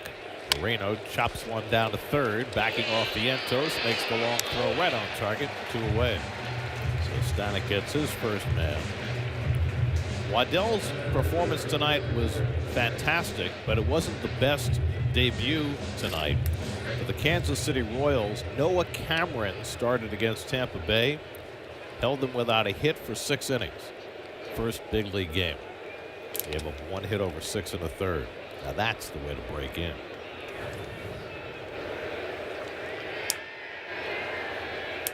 Here's Lourdes Gurriel. Soft liner to second and a fly ball to center, and he grounds that one toward the middle of the diamond. That's going to sneak through for a base hit. Just a soft single up the middle for Lourdes Gurriel puts the tying run on base with 2 out. After 9 consecutive Diamondbacks had been retired. Fastball right down the middle, a little above the belt. Lindor was playing the pull, had no chance up the middle to get it. So now Gurriel aboard. Jorge Barroso will turn around to bat left-handed for the first time tonight.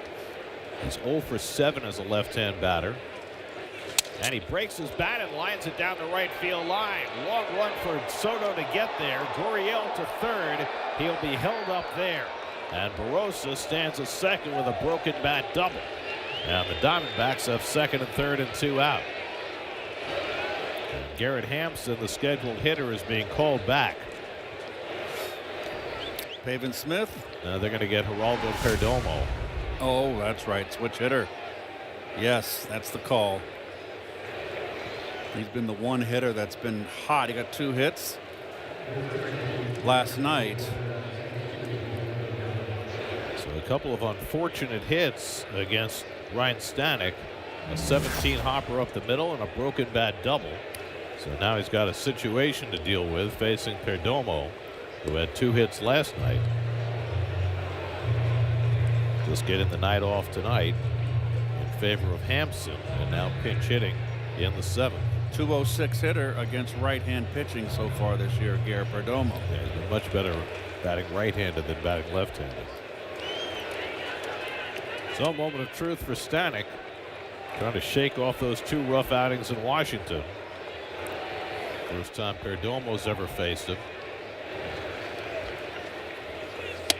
And he takes fastball strike on the inside edge, 0-1. 99 from Stanek. He threw a couple of 100s and 101s in Washington. Gurriel the tying run at third. Barroso at second. And Perdomo can't catch up with that fastball. 0-2. Right by him. Perdomo with that low ball swing uppercut. With the fastball that Stanek's got above the belt he'd have a hard time catching up. First time Perdomo has pinch hit this season. but he's 4 for 13 in his career as a pinch hitter, so he's hitting over 300. It's hard to do.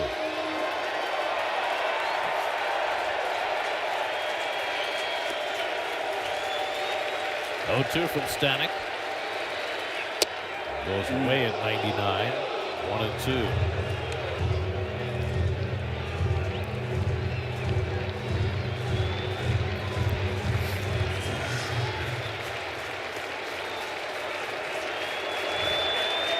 One-two coming. Fly ball foul. Vientos watches it sail out of play.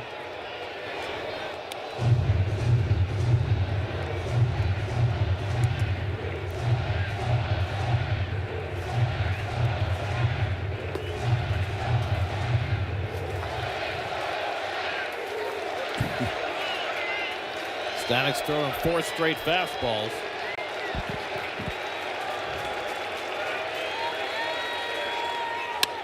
Looper, shallow left, coming on McNeil. Can't get it, base hit, and the Diamondbacks will take the lead. Perdomo with a pinch hit single in front of McNeil. Gurriel and Barossa come in to score, and Arizona goes in front 2-1. 3 straight hits from the 7, 8, and 9 slots in the batting order against Stanek after 2 out and nobody on. A bloop. Fastball. Sometimes it's better to be lucky than good. Good effort by Jeff, but good effort to keep it in front, too. So the Diamondbacks have their first lead in this series. And now Tim Tawa, the runner takes off early, but the throw goes to first, and Perdomo beats the throw to second. Stanek stepped off, but by then Perdomo was halfway to second base. And instead of throwing to second, he threw to Alonso, and Perdomo steals the base. It almost looked like a delayed steal. Timing was perfect. Nothing Pete could do. Almost threw it away. 7th stolen base of the year for Perdomo. Makes an impact coming off the bench. Drives in the first 2 Arizona runs. Now puts himself in scoring position. And for Stanek, it's 3 straight games in which he has let a lead get away late.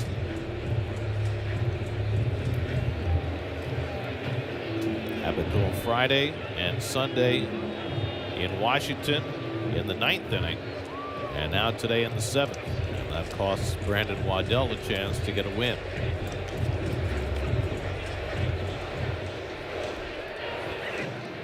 Tawa's 0 for 3. Hit one to the wall in left center that Taylor ran down to the first, and he struck out and flied out 0 for 3. Looking for his first hit in this series. Fastball up and away. Stanek threw 5 straight fastballs to Perdomo. Got swinging strikes on the first 2. But then Perdomo able to put it in play and make something happen. Loop to center field. That's going to be home by Taylor.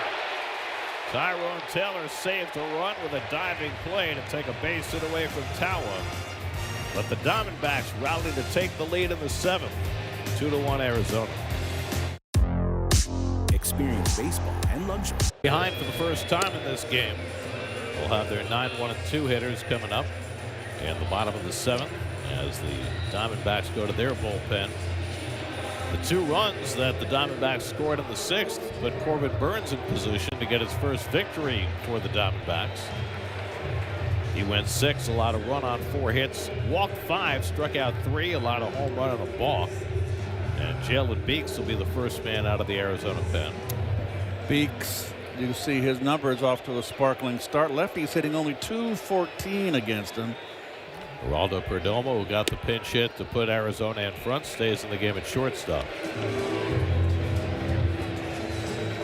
Beeks pitched last year in Colorado and Pittsburgh after spending most of the early part of his career in Tampa Bay. And Taylor swings over the changeup. A ball and a strike. That's Garrett and Davinsky up in the bullpen. Chris Davinsky just got here from Syracuse after driving down this afternoon. with the news that Danny Young was going on the injured list and possibly needs Tommy John surgery. So Davinsky, who had some great years with the Astros with his devastating changeup, is up. Taken high by Taylor, and so Beeks falls behind 3-1. Lindor on deck, Soto behind him. Mets have had just a run on 4 hits tonight, but they've had plenty of chances. Left 7 on base in the first 6 innings. And Taylor pokes one the other way, and no one at first. Down, but there's nobody covering first base. What a great play by Tower to get there, but Beeks never left the rubber. It's also Naylor's fault. He had no shot. Got to cover first. I mean, this is at the second baseman. I can see him not. I mean, you want to break over. The first baseman's got to be on the bag. So it's an infield hit for Taylor to put the tying run aboard. And now Lindor, who is 2 for 3 tonight. That's right-handed for the first time and takes up an away ball 1.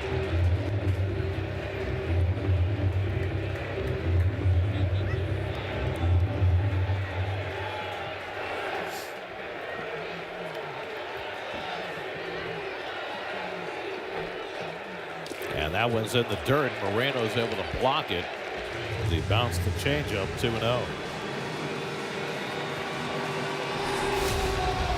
From the one knee bent down on the ground, right in front of him. Nice block. Well, Beeks has fallen behind his first 2 hitters. He was 3-1 on Taylor before the base hit. Now he's 2-0 on Lindor. So Kevin Ginkel up in the bullpen. He was just activated from the injured list yesterday. He is a very important reliever for the Diamondbacks. Their closer, A.J. Puck, is on the injured list and probably will be for a couple of months. They've ruled out Tommy John surgery for him, but he's out for a while. There goes Taylor. The throw by Moreno is high, and Taylor slides in. No, he came off the bag and gets tagged out. The second base umpire, C.B. Buckner, said that Taylor came off the bag, but the Mets are going to challenge the call.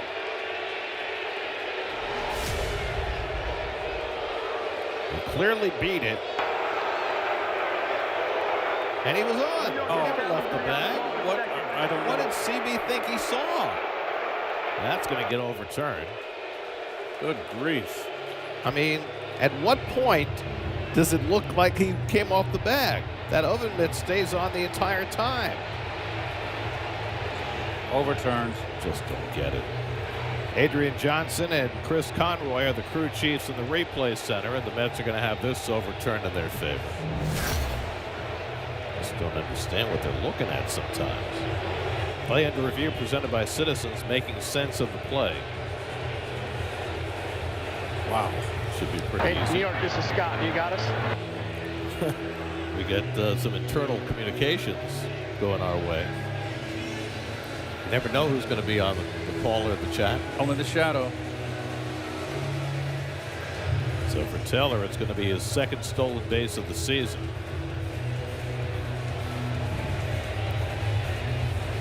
The pitch was ball 3 to Lindor. And it was a strike.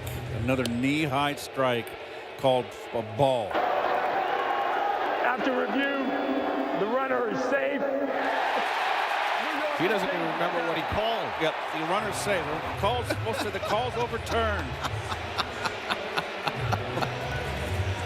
Oh my. So now the tying run in scoring position with nobody out. A 3-0 count to Lindor with Soto on deck. They're getting Ginkel ready for Alonso. Well, at first, Beeks has to contend with Lindor and Soto. 3-0 the count. And there's a strike, 3-1. Watch the arm here, the throwing arm right here. Look where he tucks it right at the bell. That's very bizarre. Must make it very hard for the hitter to pick up. And that catches the top of the zone. And now it's 3-2. Lindor's had good numbers against Beeks, 4 for 6 with a home run. Trying to at least move Taylor along with the tying run. 3-2 coming. And he popped it up. Change up. Perdomo right behind the bag. And that's the first out. So Beeks comes back from 3-0 to get Lindor on the pop-up for the first out. And now Soto.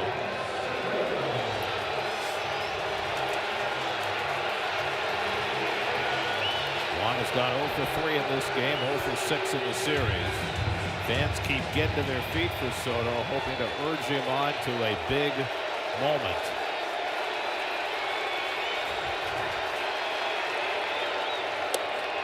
Beeks misses down with the fastball, ball 1. And that's our 0 for 5 with runners in scoring position tonight.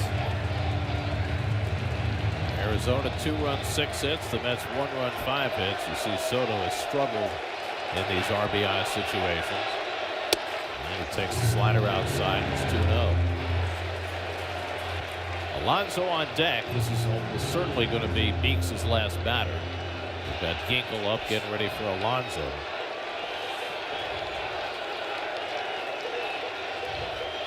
And Soto lays off. It's outside. It's 3-0. So he's fallen behind all 3 hitters he's faced. Fell behind Taylor 3-1 before the infield hit. Behind Lindor 3-0 before he got back and popped him up. Now 3-0 to Soto. And one swings 3-0, but he flies it out to left field. Should be playable for Gurriel. And that's a big second out for the Diamondbacks. So Soto took a shot on 3-0. Now let's see what Torey Lovullo does. Here he comes. Yes. Yep. That's going to be it for Beeks. They'll bring in Ginkel to face Alonso. Lovullo, very slow walkout. Kevin Ginkel will be coming in for his first outing off the injured list to try and get a huge out here in the 7th with the Diamondbacks up 2-1. Call to the bullpen brought to you by Nissan. Shop NissanUSA.com. We heard you. Savings should be easier.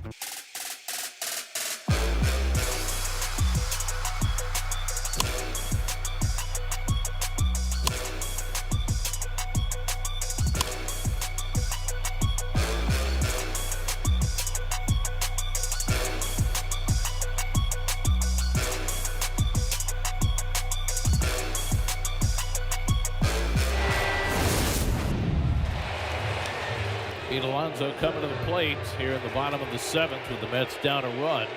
Tying run at second with 2 out. Kevin Ginkel making his season debut facing Alonso, and he throws his first slider down for ball 1. Boy, oh boy. Ginkel coming off a bout with shoulder inflammation that has kept him out to this point. Huge piece of this Arizona bullpen. And he misses upstairs with a fastball, and it's 2-0. Pete is 0 for 4 in his career against Ginkel. Taylor was at second with nobody out, but Lindor and Soto failed to move him along, and now it's left to Alonso. And Pete takes a fastball on the outside corner, 2-1. Kevin Ginkel, 72 games last year, 60 games the year before. He's been the primary setup man for Torey Lovullo. Oh, and that one catches a corner. Nice looking slider, 2-2. Whoa, brilliant slider right there.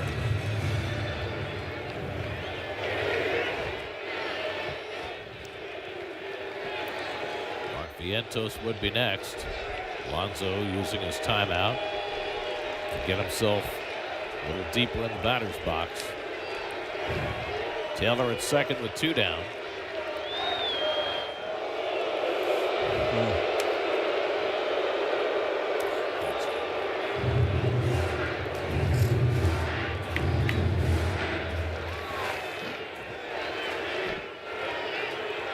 Two coming.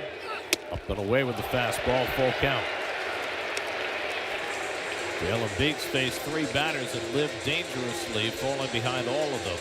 Gave up an infield hit and a steal, then got Lindor and Soto to hit the ball in the air for outs. Now Ginkel 3-2 to Alonso, outside ball 4, threw him a slider on 3-2. And now the Mets have the tying and go-ahead runs on base. And Mark Vientos coming up. And there's 6 walks given up by Arizona pitchers tonight. and Nimmo has a helmet on. Starling Marte due up behind Vientos. Nice to see Nimmo out there and available after he was sent home last night. He was feeling so poorly. Vientos has accounted for the Mets' only run tonight with a home run in the third inning. 0 for 1 in his career against Ginkel, and he fouls back his first fastball, 0-1. Good cut. Sometimes it's a pitcher you got to rear back and fire. Take your chances. That was a one-on-one battle right there. Good cut by Vientos.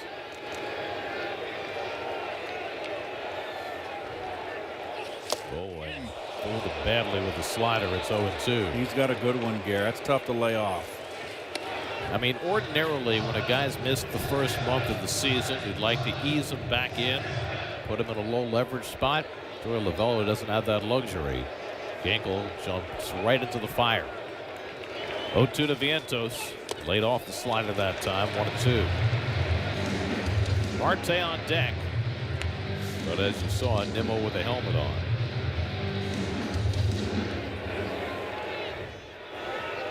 Taylor at second, Alonso at first with 2 down. That's down a run in the 7th. And Vientos lays off that one, and a good stop by Moreno. The backhanded on a hop to keep the runners from moving up.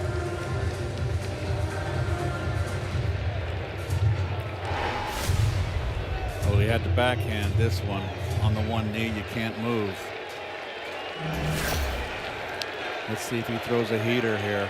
2 out, 2 on, 2-2 to Vientos. Struck him out. He went right back to the slider. Kevin Ginkel gets the big out and keeps the Mets off the board in the 7th.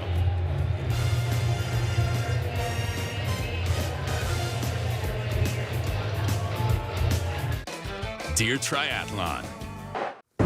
Hey, it's Gary and Todd. Infinity Postgame Live is on the way. The Mets have just not gotten the big hit so far tonight, Todd. Yeah, Brandon Waddell, though, very, very good. Kind of leader in the clubhouse for the zeal of approval tonight. We'll see if there's a comeback on the way, Gary. Chris Davinsky in to make his Mets debut. Gets his first changeup over for a strike to Corbin Carroll. 10th season for Davinsky. The first 2 years with Houston, he was lights out.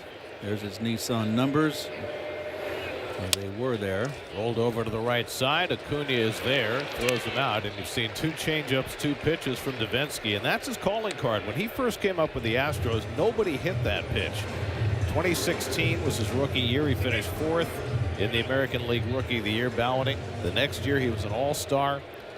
But it has not gone his way since, and he's kicked around from Houston to Arizona to Philly to the Angels. Tampa. And Tampa Bay last year. Pavin Smith will bat for Randall Grichuk, and Davinsky gets the first changeup over for a strike. When he came to the Mets this spring, I asked Davinsky, are the Mets telling you to throw that changeup more or less? He said more.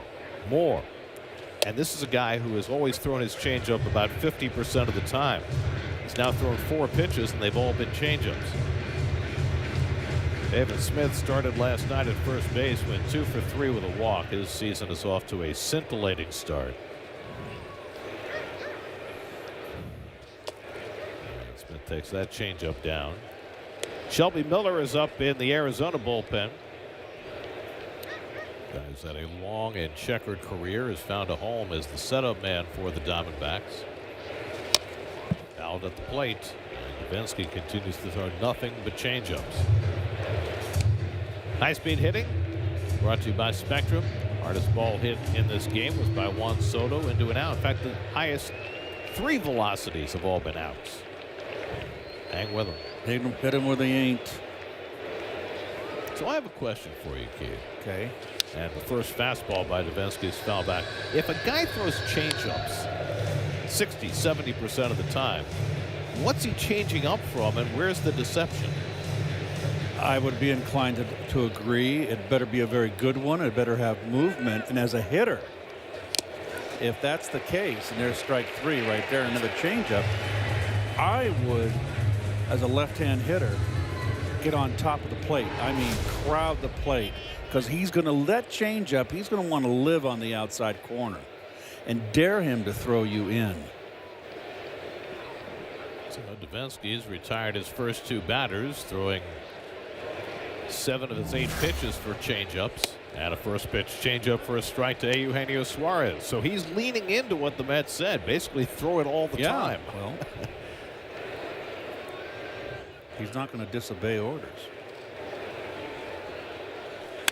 It's lined down the left field line by Suarez. And that's a base hit. It goes to the wall, and Suarez will pull in at second base with a 2-out double. That was his first slider after throwing mostly changeups and 1 fastball, and Suarez crashed it. Oh, he hung it. With a dangerous hitter like Suarez, lucky he didn't lift.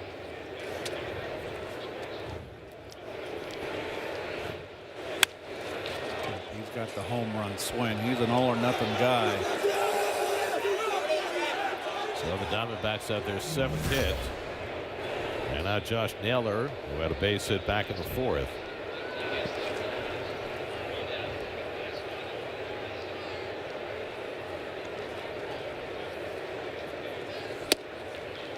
First pitch changeup at the top of the zone for a strike. Oscar Brazoban worked the first 2 innings hitless as the opener. Brandon Waddell in his Mets debut, 4 1/3 scoreless innings. Ryan Stanek, though, gave up 2 runs and 3 hits in his 2/3 of an inning. And now Davinsky gets the ground ball behind the bag. Alonso's got it, tosses to Davinsky, and he's got himself a successful first inning as a Met. We go to the bottom of the 8th with the Mets down 2-1. Here we go. It is Infinity Postgame Live. A great overall at bat. We're having a good time right now. 2 of the best in the game facing off there. He really stepped up and he was at his best in those moments. Half of young adults are at risk of hearing damage from loud sounds. So why is this happening? We know not to bake in the sun for hours. Last of the 8th inning, Mets down 2-1. Jesse Winker will pinch hit for the Mets. And the veteran right-hander Shelby Miller is on to pitch. Miller in his 2nd go-round with Arizona. The first one was so awful. Remember, he was traded from the Braves to the Diamondbacks for Dansby Swanson and Ender Inciarte, and he just struggled like you can't believe as a Diamondback. But now he's back for a 2nd go-round, having been with 9 different teams. He's off to a great start. Not a lot earned run in 11 2/3 innings. Winker batting for Marte in the DH spot. McNeil and Alvarez to follow. And the third baseman Suarez playing about 70 feet away. What is that all about? Now he backs up a couple They of steps still way on in the grass. Still in tight. That's way too close. If you want to play a foot behind the cut of the grass. Here's what I find fascinating. Mets have Winker and Nimmo on the bench as left-handed pinch hitters. Winker skies one to left center field, hit pretty well. Back to the warning track, Barroso with Gurriel, and Gurriel catches it a step from the wall. Winker makes a bid, but comes up a little shy. So a few years ago, you would have automatically set up Nimmo to lead off the inning in a 1-run game because he was such a high on-base percentage guy. Now he's not that guy, but Winker is. And so you use Winker to lead off the inning. Brandon has become the power guy that you say, the RBI guy. McNeil, well, it certainly was the RBI guy the other day. I'll say. Jeff's 0 for 2 and a walk. And he pops one foul back and out of play. Miller was in Detroit last year, pitched in 51 games out of the bullpen for the Tigers. Of course, he was a starter early in his career. Edwin Diaz, who hasn't pitched since Saturday, is up in the Mets bullpen.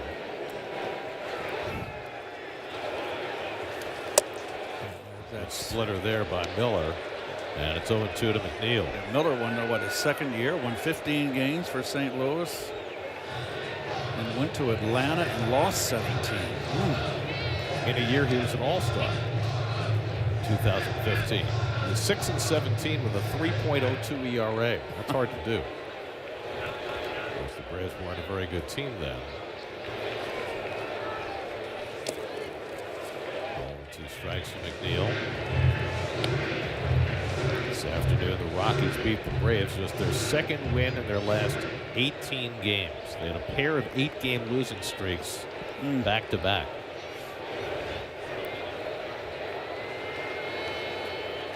McNeil taps one in front of the plate. Miller gets on it, and the off-balance throw, not in time.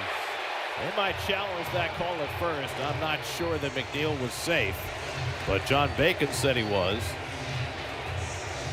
And we'll see if the Diamondbacks challenge. He got his feet got all tangled. Look at that. Couldn't get the ball out of the glove either. And they're not going to challenge. So it's an infield hit for McNeil. Pitchers throwing the ball to first base, Keith, it's an adventure, especially with relievers. So the Mets have the tying run aboard. They've gotten the bleeder. Now they need the blast from Alvarez. Francisco's 0 for 2 and a walk today.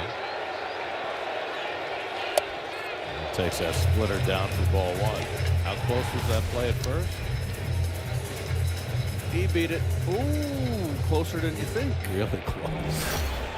Just the Mets' 6th hit of the night.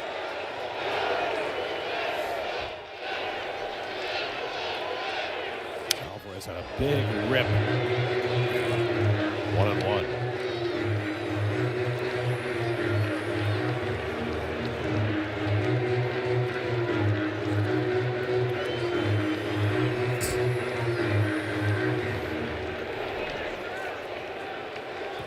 And still has his helmet on. 1-1 to Alvarez. And Francisco fouls back the fastball, and it's 1-2. No two big rips that take him across the plate over to the first base dugout. Just an all or nothing. Well, now with 2 strikes, we'll see if he shortens up, tries to go to right field, with Miller keeping the ball away from him. McNeil at first. 1 out, 1-2 to Alvarez. And he took the slider just off the plate. 2-2. Good eye, it missed. Shelby Miller now 34 years old in his 13th major league season. He has been up, down, and sideways. Swing and a miss. He came up and in to get Alvarez for the 2nd out. Good pitch. And now Acuna is being called back, and Nimmo's going to bat for him.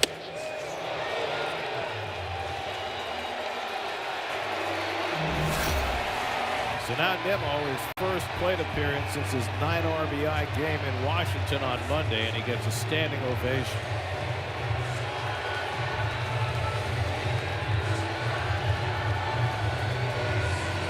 Pitching coach Brian Kaplan will go out to the mound to give Nimmo more time to think about it. Brandon was so sick yesterday, he had an IV in his arm before the game, and then they sent him home.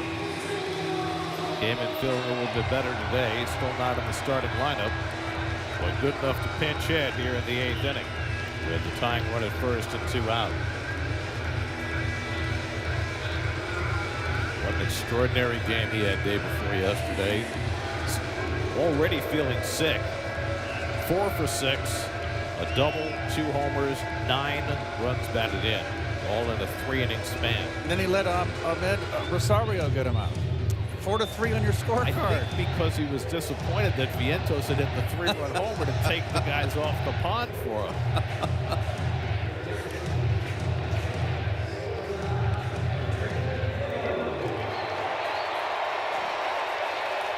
Well, technically, this inning should be over. Brandon has 2 career pinch hit home runs. Batting here for Acuna with McNeil at first and 2 out. And Brandon swings and misses at a first pitch fastball, 0-1. Brandon started out his career as a guy who came off the bench and pinch hit a lot. He's got a .259 career pinch hit average. Not bad. Nimmo swings and misses at an upstairs fastball, and it's 0-2. Tell you what, Miller, for all you said about him throwing his splitter, he has reared back and used his fastball here in this inning. Quickly ahead on Nimmo, 0-2. And now he tries one away Right before that pitch, Perdomo at shortstop moved a couple of steps further behind the bag, which made you think it was going to be an off-speed pitch, but it was not. 1-2 now to Nimmo. Taylor would be next. And Brandon hits one the other way, but Suarez is right there and throws him out to end the inning. We head for the ninth at Citi Field, 2-1 Arizona. Optimism isn't sunshine and rainbows. Ninth inning, 2-1 Arizona. Mets' 8-game home winning streak in jeopardy. Chris Davinsky, who pitched a successful first inning as a Met in the 8th, will stay out there for the 9th. Gabriel Moreno will lead off for Arizona. Jeff McNeil moves to second base. Brendan Nimmo stays in left field. Moreno 1 for 3 tonight. And Davinsky starts him off with a curveball that misses for ball 1. Well, with McNeil moving to second base, I mean, it just gives Mendy just that versatility of McNeil to play the corner outfield positions and second base and out center field. Moreno, then Gurriel and Barossa as the Diamondbacks look for some insurance in the 9th.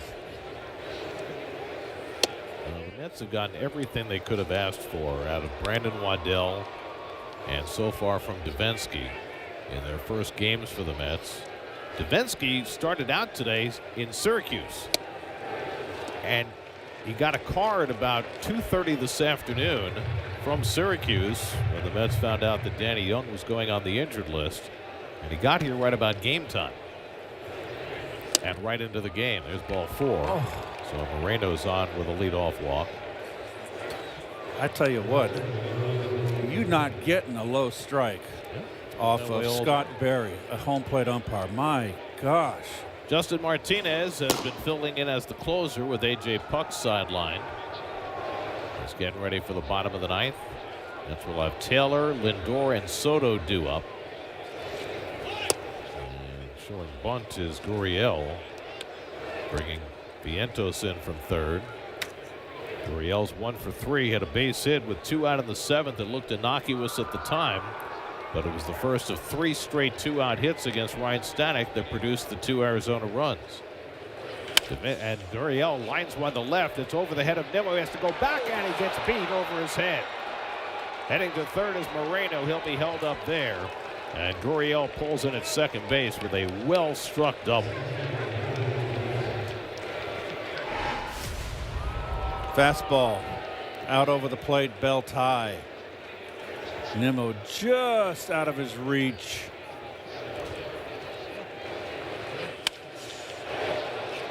Moreno does everything right here. He's at second base. Not sure if he's going to make the catch.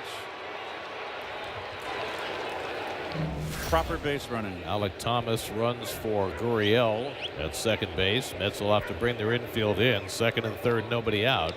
And here's Jorge Barossa, who had a broken bat double in their 2-run rally in the 7th. And he takes a changeup for a strike, 0-1.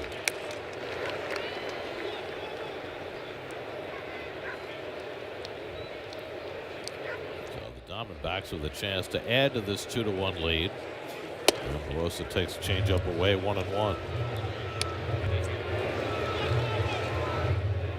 This is one of those games where you roll the dice if you're Carlos Mendoza with newcomers and hope it pays off. It certainly did with Waddell. And Davinsky, after a good 8th inning, now struggling here in the 9th. A walk and then a well-struck double by Gurriel. And so Edwin Diaz staying put. Changeup fouled off in a spot where Davinsky really needs a strikeout. 2-2 to Barossa. Geraldo Perdomo, who drove in the 2 Arizona runs with a pinch hit single in the 7th, is now on deck.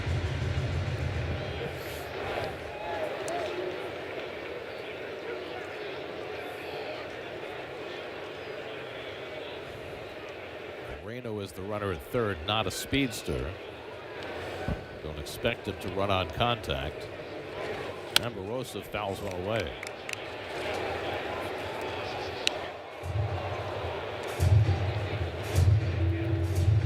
There's every possibility after Waddell and Davinsky make their Mets debut today, they could be gone tomorrow.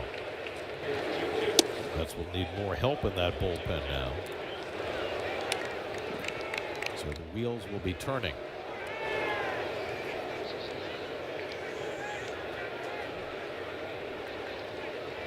3-2 to Barossa. And he lines one to center. That should get a run in. Taylor backpedaling. He's got it. Moreno coming home. The throw goes to third. And arriving safely there is Thomas. So it's a sacrifice fly for Jorge Barossa. And the Diamondbacks have their insurance run. It's 3-1. Also advanced the runner to third.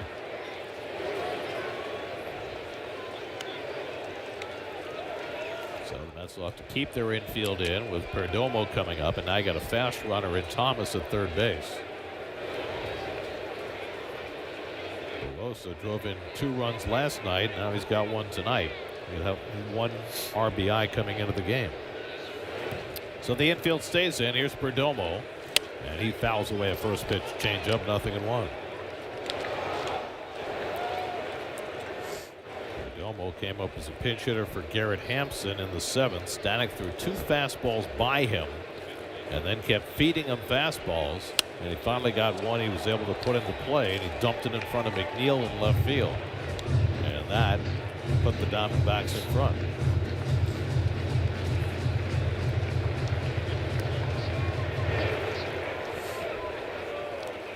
Now Davinsky's ahead 0-2.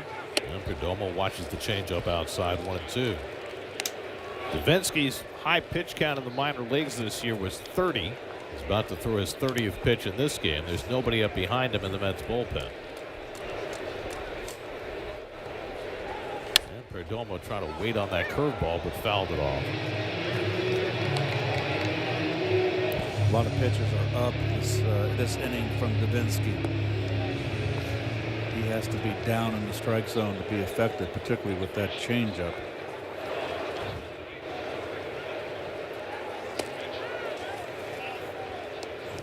Now it's 2-2 to Perdomo.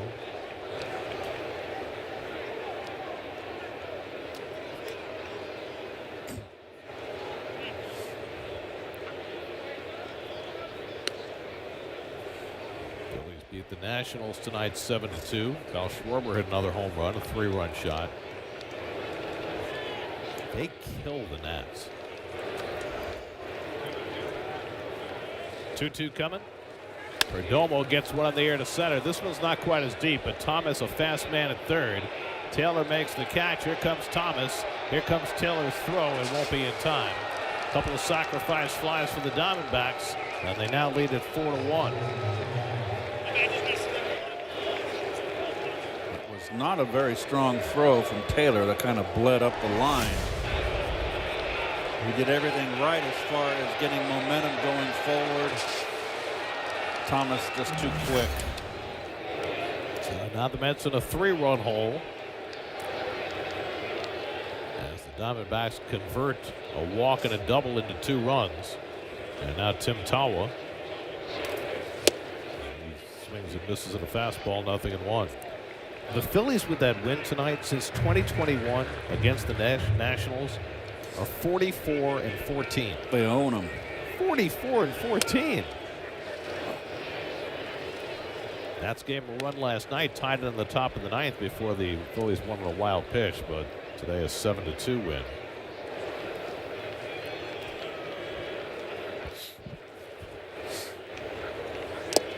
And the dirt with the changeup. 1-2 to 2-1 to Tawa. In the bottom of the 9th, the Mets will have Taylor, Lindor, and Soto coming up.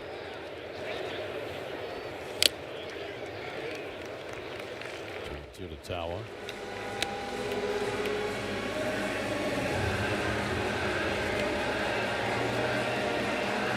Diamondbacks with 4 runs tonight, all driven in from the 8 and 9 spots in the batting order.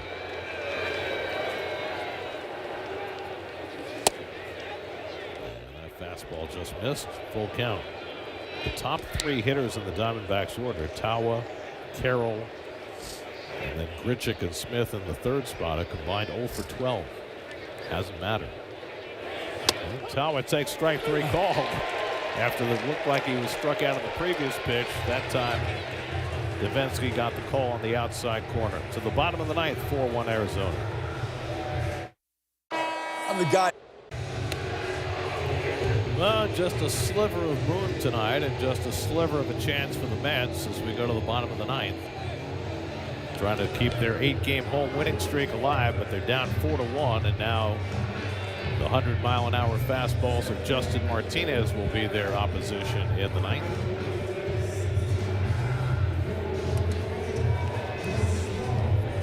Martinez, the closer of the moment, with A.J. Puck on the sidelines.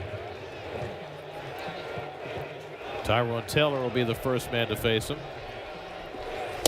And takes first fastball for a strike. Barossa moves over to left. Alec Thomas, who pinch ran, stays in the game in center. Taylor 2 for 3 tonight, and he lays off the splitter. Ball on a strike. Lindor and Soto to follow. Alonso due up 4th in the inning, so let's try to set the table and get Alonso to the plate with a chance. And Taylor slugs one to deep left field. Barossa goes back. That ball is out of here. Tyrone Taylor gets the 9th inning off to a scintillating start with his first home run of the season. And now it's 4-2 Arizona. Boy, do those insurance runs in the top of the ninth look enormous.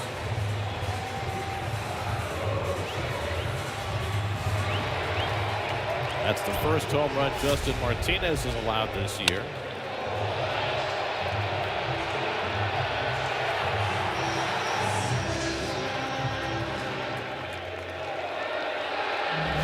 Francisco Lindor will try and keep the line moving. And takes a fastball outside. And Martinez is not throwing the way he normally does. This is a guy who averages 100 on his fastball. He's throwing 95 right now. And Lindor turns out of the way of the splitter. The ball on the strike. I mean, we saw Martinez last year. He was absolutely lights out. Lindor is 1 for 2 against him in his career. And takes the splitter for a strike, and it's 1-2. Juan Soto on deck. So Alonso is guaranteed a turn in this inning.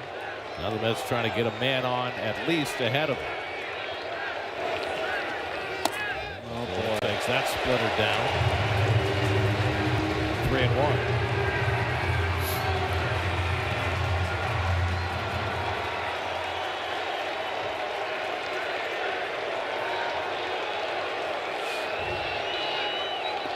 And that's ball 4, and the Mets will get the tying run to bat.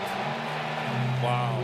So Justin Martinez comes in with a 3-run lead, gives up a leadoff home run to Taylor, walks Lindor, and just like that, the tying run will come to bat.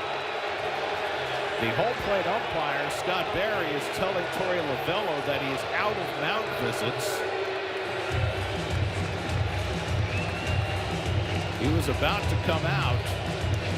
You're supposed to get 5 mound visits, but then you get an extra one in the 9th if you're out.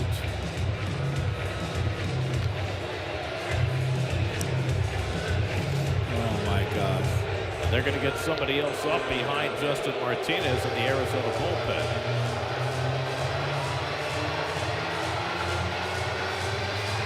So Juan Soto will come to the plate as the tying run with nobody out as the Mets try to rally in their final turn at bat.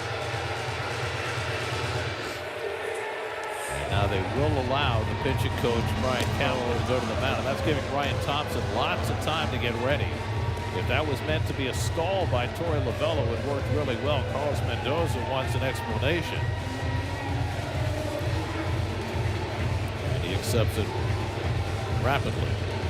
Edwin Diaz getting ready in case there's a 10th inning. Ideally, you get Soto on, Alonso hits a home run, and there is no 10th though. That Mets home run by Tyrone Taylor means the city will donate $2,000 to No Kid Hungry to help the 1 in 5 kids in America facing hunger right now. Well, coming into the day in 11 appearances, Justin Martinez has given up 1 earned run. Now he's given up 2. And the Mets hoping to pile it on. Soto tonight 0 for 4. He's 0 for 7 in the series.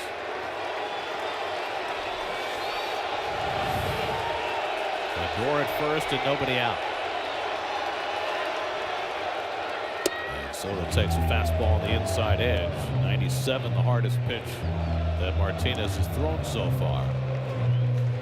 It's got a lot of movement.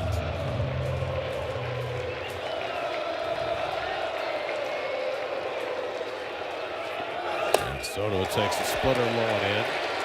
Ball and a strike. He's got no feel for his splitter. He is way off the mark.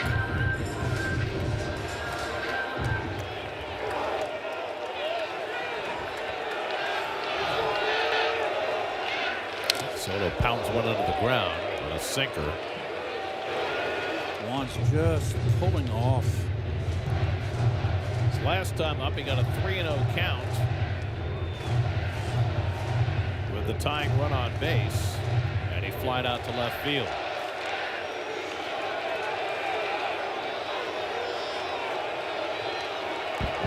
One-two for Martinez, and Soto takes low and in. 2 balls, 2 strikes. There's his out pitch, and he's not getting it over here. That's not even close. And he's not throwing as hard as he normally does with his fastball. It doesn't seem to have much faith in it. Only one good one to start off Soto. 2-2 now to Juan. And Soto takes that one in the dirt, and Moreno did well to keep that ball in front of him. And now it's a full count to Soto with Alonso looming on deck. Another splitter, not even close. Can't even find the range. He's got to come with the cheddar here.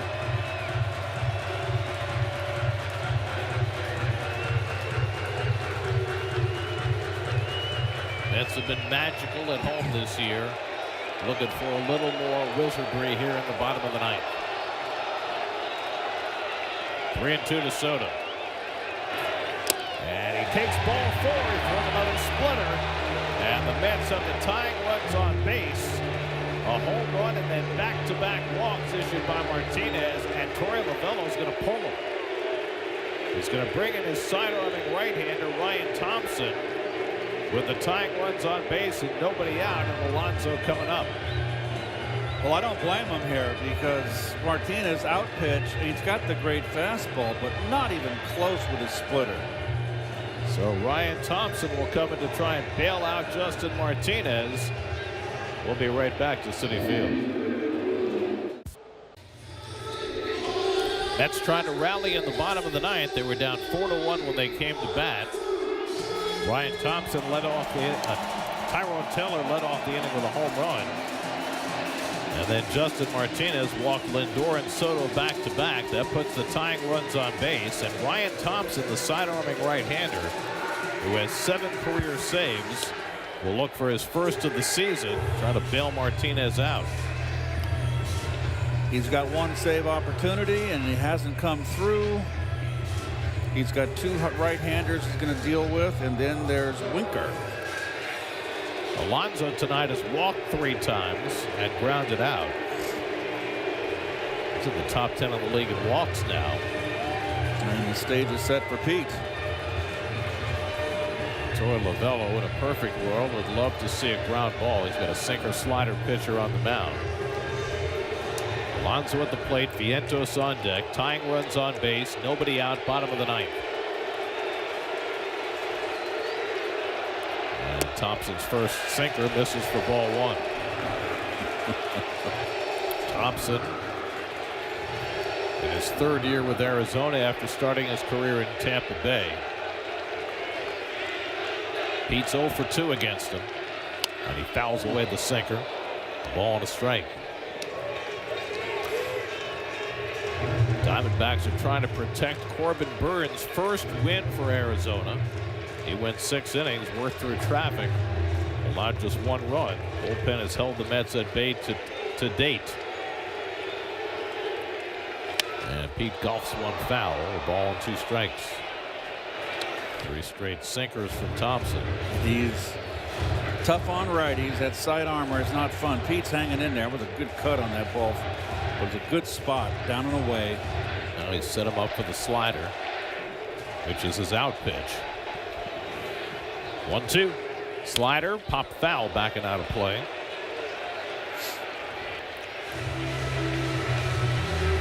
Let's see if he runs that sinker in on his hands. Pete's got 2 strikes on him. He's got to protect the plate, go up the middle. It's going to make him vulnerable in. 1-2 coming. And he takes the sinker down. 2-2. Alonso has 4 walk-off home runs in his career. He had 1 in 2020, 1 in 2021, 1 in 2022, and 1 in 2023. And it's inside and hit his hand, and that'll load the bases. Good grief. Wow. Alonso is hit by a pitch for the 5th time this year. And the Mets have the tying and winning runs on base with nobody out. Wow. On the outside of that right hand. Hit his hand first, and then ricocheted off his hand off the bat. But once it hits the hand, that's it. So now here's Vientos, who delivered the first Met run with a home run. Bases loaded, nobody out, bottom of the 9th. And Mark takes a sinker for a strike, 0-1. Taking all the way, first pitch. He has a home run against Thompson. 2 career at bats, 1 for 2 with a home run. Lindor at third, Soto the tying run at second, Alonso the potential winning run at first. Jesse Winker is the on deck batter.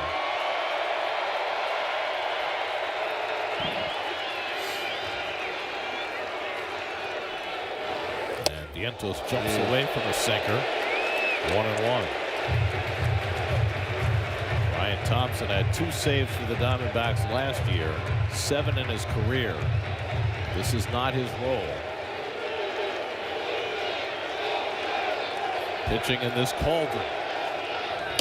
That catches the outside corner, and it's 1-2 to Vientos. He got ahead of Pete 1-2 and didn't close the deal.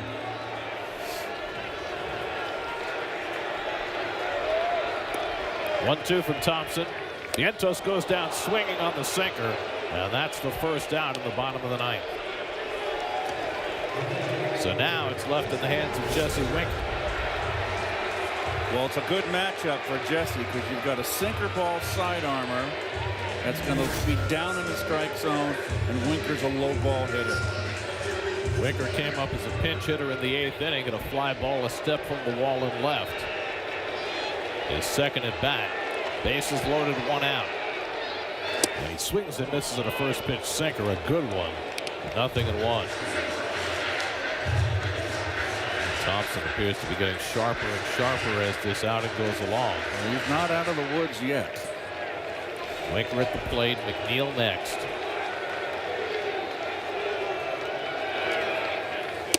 And he just missed inside. Ball to strike. Thompson wanted that call from Scott Berry, but he has not been generous with the strike calls tonight.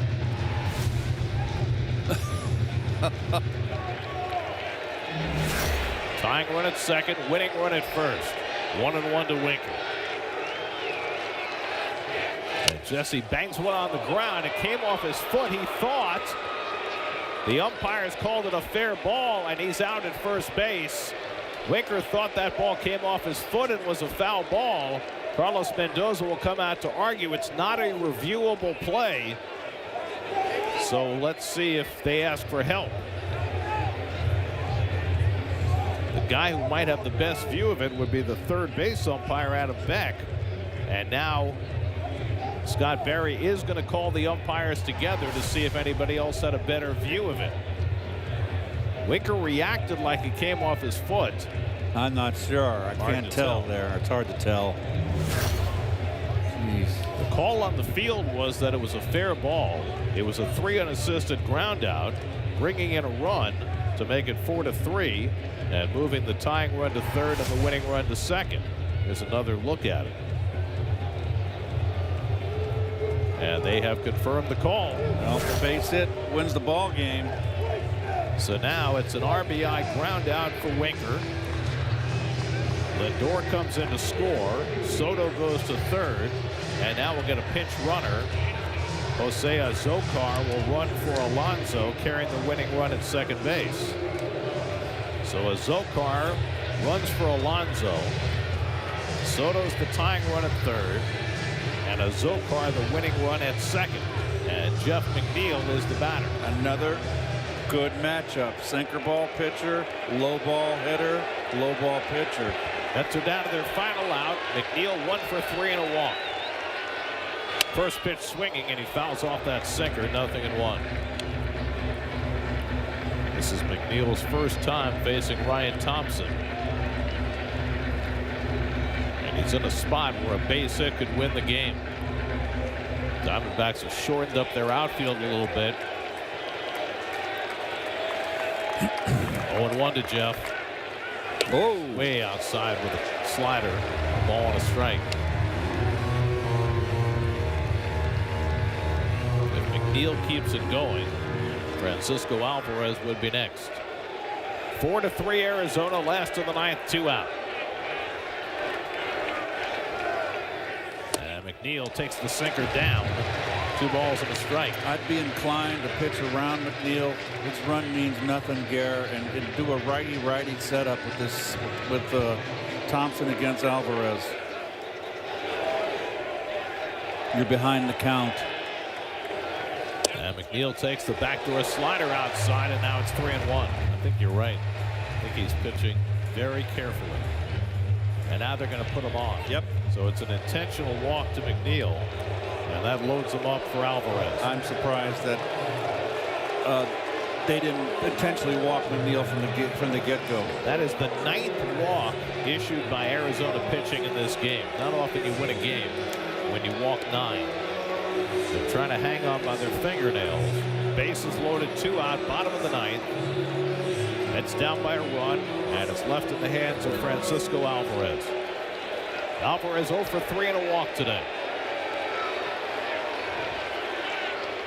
And he takes first pitch fastball for a strike. 0-1.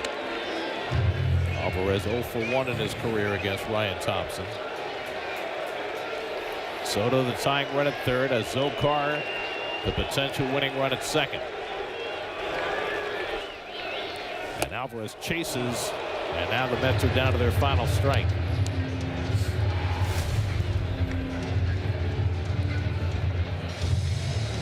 That never even started out as a strike.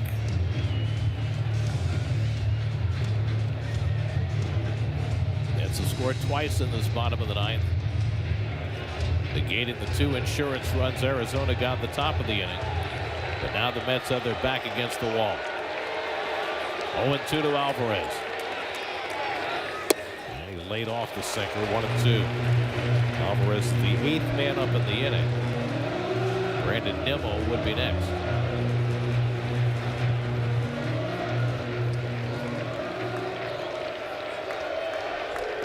Ryan Thompson trying to slam the door. 1-2 to Alvarez. Slider hit on the ground to third. Suarez had stayed down. He stays with it and throws him out to end the ball game. That ball took a funny hop on Suarez, but he stayed with it. And the Mets come up a run shy and see their 8-game home winning streak come to an end as Arizona wins it 4-3 to give Corbin Burns his first win for the Diamondbacks. Well, here's the last out right here. Ground ball, high chop. Oh, the ball did come down. Gary, you're right. Boy, oh boy, this one didn't come easy for Arizona. So the Diamondbacks even up this series at a game apiece, set up a rubber game tomorrow as they get 2 key insurance runs in the top of the 9th and then hang on in the bottom of the 9th. Mets leave them loaded in the last inning. Mets finish the game 0 for 10 with runners in scoring position and suffer a 1-run loss.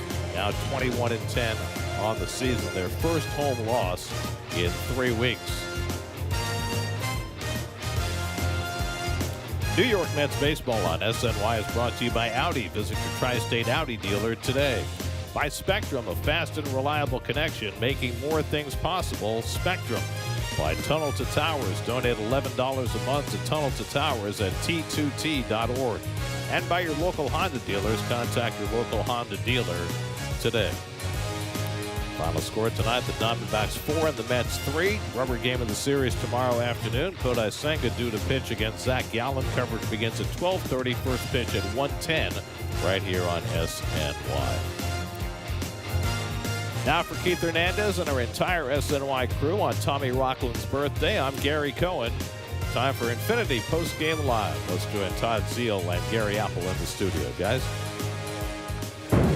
All right, Ken, we thank you. Disappointing defeat for the Mets out at Citi Field tonight. They've been practically unbeatable out in Queens this year, but they do lose tonight.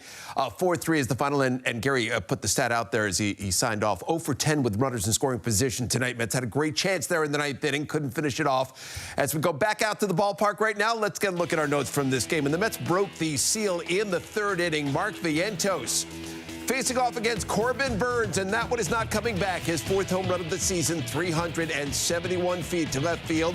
And the Mets had the lead. It was 1-0. Brandon Waddell made his Mets debut, and he pitched really, really well. 4 1/3 scoreless innings in relief. He struck out Josh Naylor, and that one finished off his night. But Ryan Stanton came in, and he surrendered the lead in the seventh inning, gave up consecutive hits to the 7th, 8th, and 9th hitters. Perdomo in front of Jeff McNeil, 2-run single, and it was 2-1. Arizona had the lead. It was 4-1 Diamondbacks in the ninth inning. Tyrone Taylor getting the inning going. His first home run of the season into left center field, and the Mets were back within 4-2. The Mets cut the lead to 4-3. Had the bases loaded, 2 outs. Ryan Thompson facing off against Francisco Alvarez. He bounces down to third, and that's going to do it. And the Mets fall short. They fall by a final of 4-3 tonight. Diamondbacks open up this game trailing, and then they battle back and get the win. So ninth inning, Mets had a great opportunity. What happened there, Tom? He did. Well, I mean, look, they were 0 for 10 with men in scoring position, and they're 25th in baseball hitting with men in scoring position. But that said, they've found enough big hits when they've needed them to get over the top. And obviously, with the best record in baseball, that's something that can be overlooked because the pitching's been so good, and there's been some big clutch hits, even if it's not an abundance of hits with men in scoring position. And the reality is, they got the bases loaded there. They rallied against some pretty good arms there in that ninth inning and made it interesting. And to me, this game was really, if we're going to talk about opportunities lost, it was probably the first inning against Corbin Burns, because he's a guy that we've seen and we talked about that he's struggled for Corbin Burns this season. His cutter's been getting hit hard. He hadn't had a win so far as a Diamondback, and they had an opportunity in that early inning to get to him. And when you don't get to a guy like that, he seems to settle in. He gets more comfortable, and he was able to cruise a little bit and get 6 through 6 tonight when you weren't even sure if he was going to get through 1. So I think that opportunity turned out to be a big one, because that's a guy that when he settles in, it's going to be a tough night. How many times do you see that? You've got an ace pitcher on the ropes. And again, he hasn't pitched that well for Arizona this year, but he's one of the best in the business when he's going well, and they couldn't capitalize there early on. But let's go through that ninth inning a little bit. By the way, that Jesse Winker that they ruled was a ground out down to first base, we looked at that a couple of times. That ball did appear to hit off his foot. But let's go through that ninth inning and how it unfolded. That goes to me, by the way, of another rule that why isn't that reviewable? I mean, that is probably one of the toughest things to see as an umpire. And why not go to the replay? There's such great replays, and get the call right. That ball, he definitely feels like hit the front of his toe. In replay, it looked like it did. And you can see it go here, and you see his laces wiggle right there. It goes off the cleat and then goes back fair. That ball was going to be foul, and he would have still been up there. Who knows what would have happened? We can't say that something different would have happened. But nevertheless, it was another thing that ended up being a blow for them while they had that rally going, while they had the lefty facing a tough right-hander in with that sinker right there. So look, it was a part of the overall game tonight that just didn't go the Mets' way. Some of the things have been going the Mets' way. Tonight, things like that just didn't. Yeah, a lot of things have been going the Mets' way, and Martinez came on there in the ninth inning trying to close it out for the Diamondbacks. He clearly did not have it. His velo was down, and your friend, your college roommate, Torey Lovello, Perdomo got him out of there relatively quickly and brought in Ryan Thompson, who was able to finish off the inning. And he's tough. That arm angle is really tough to pick up. Yeah, any of those guys that have that low arm angle, you've got to be able to defend against the ball running in on you with a vantage point that's really tough to pick up. And you also have to defend against the slider and the ball running in on you. That one right there with the late sink got Vientos. That one right there was a little cut that came in on Jesse, and Jesse tried to put the barrel to it and it got his toe. And then he goes to the slider right here to get Alvarez after a couple of good sinkers before that. And it's tough because even though he's not overpowering as far as velocity goes, it's a tough vantage point to pick it up from a right-handed perspective, especially. And so they were trying to get to those lefties to give those guys a good opportunity to see the baseball and have some quality at bats. Winker with the ball off his foot was unfortunate. And then with McNeil, they never really gave him anything to hit, tried to get him to chase. Once it was obvious he was not going to be biting, they intentionally walked him to get to Alvarez. I think that was, again, the right move. And Alvarez had a good battle in there, took a good two-strike take to get to that slider right there, got a pitch in the zone that he can handle, just rolled over the top. As we mentioned in the notes, it was Brandon Waddell who made his Mets debut. Hadn't pitched in the big leagues in about 4 years. He had been over in Korea the last few years, but he pitched really well. And then Stanek came in that seventh inning, and he had a couple of tough outings in the ninth inning of games down in Washington. Had another tough outing in the game today. Perdomo got him, knocked in 2 runs. Let's go through that at bat and how it unfolded. Well, I think the thing that I've been saying about Ryan Stanek is it's not a stuff issue. His stuff is good. He's throwing 99 miles an hour to 100 miles an hour. The split has been good. It's the execution of the pitches, and this is what I'm talking about. That's inside corner. That's perfect paint. That one, it beats him up high, and he's now going to try to go to it 3 more times. Misses up, and then comes in. Look at Alvarez here. Wants it up. He doesn't have a chance on this ball, Perdomo, if he can get it to that location.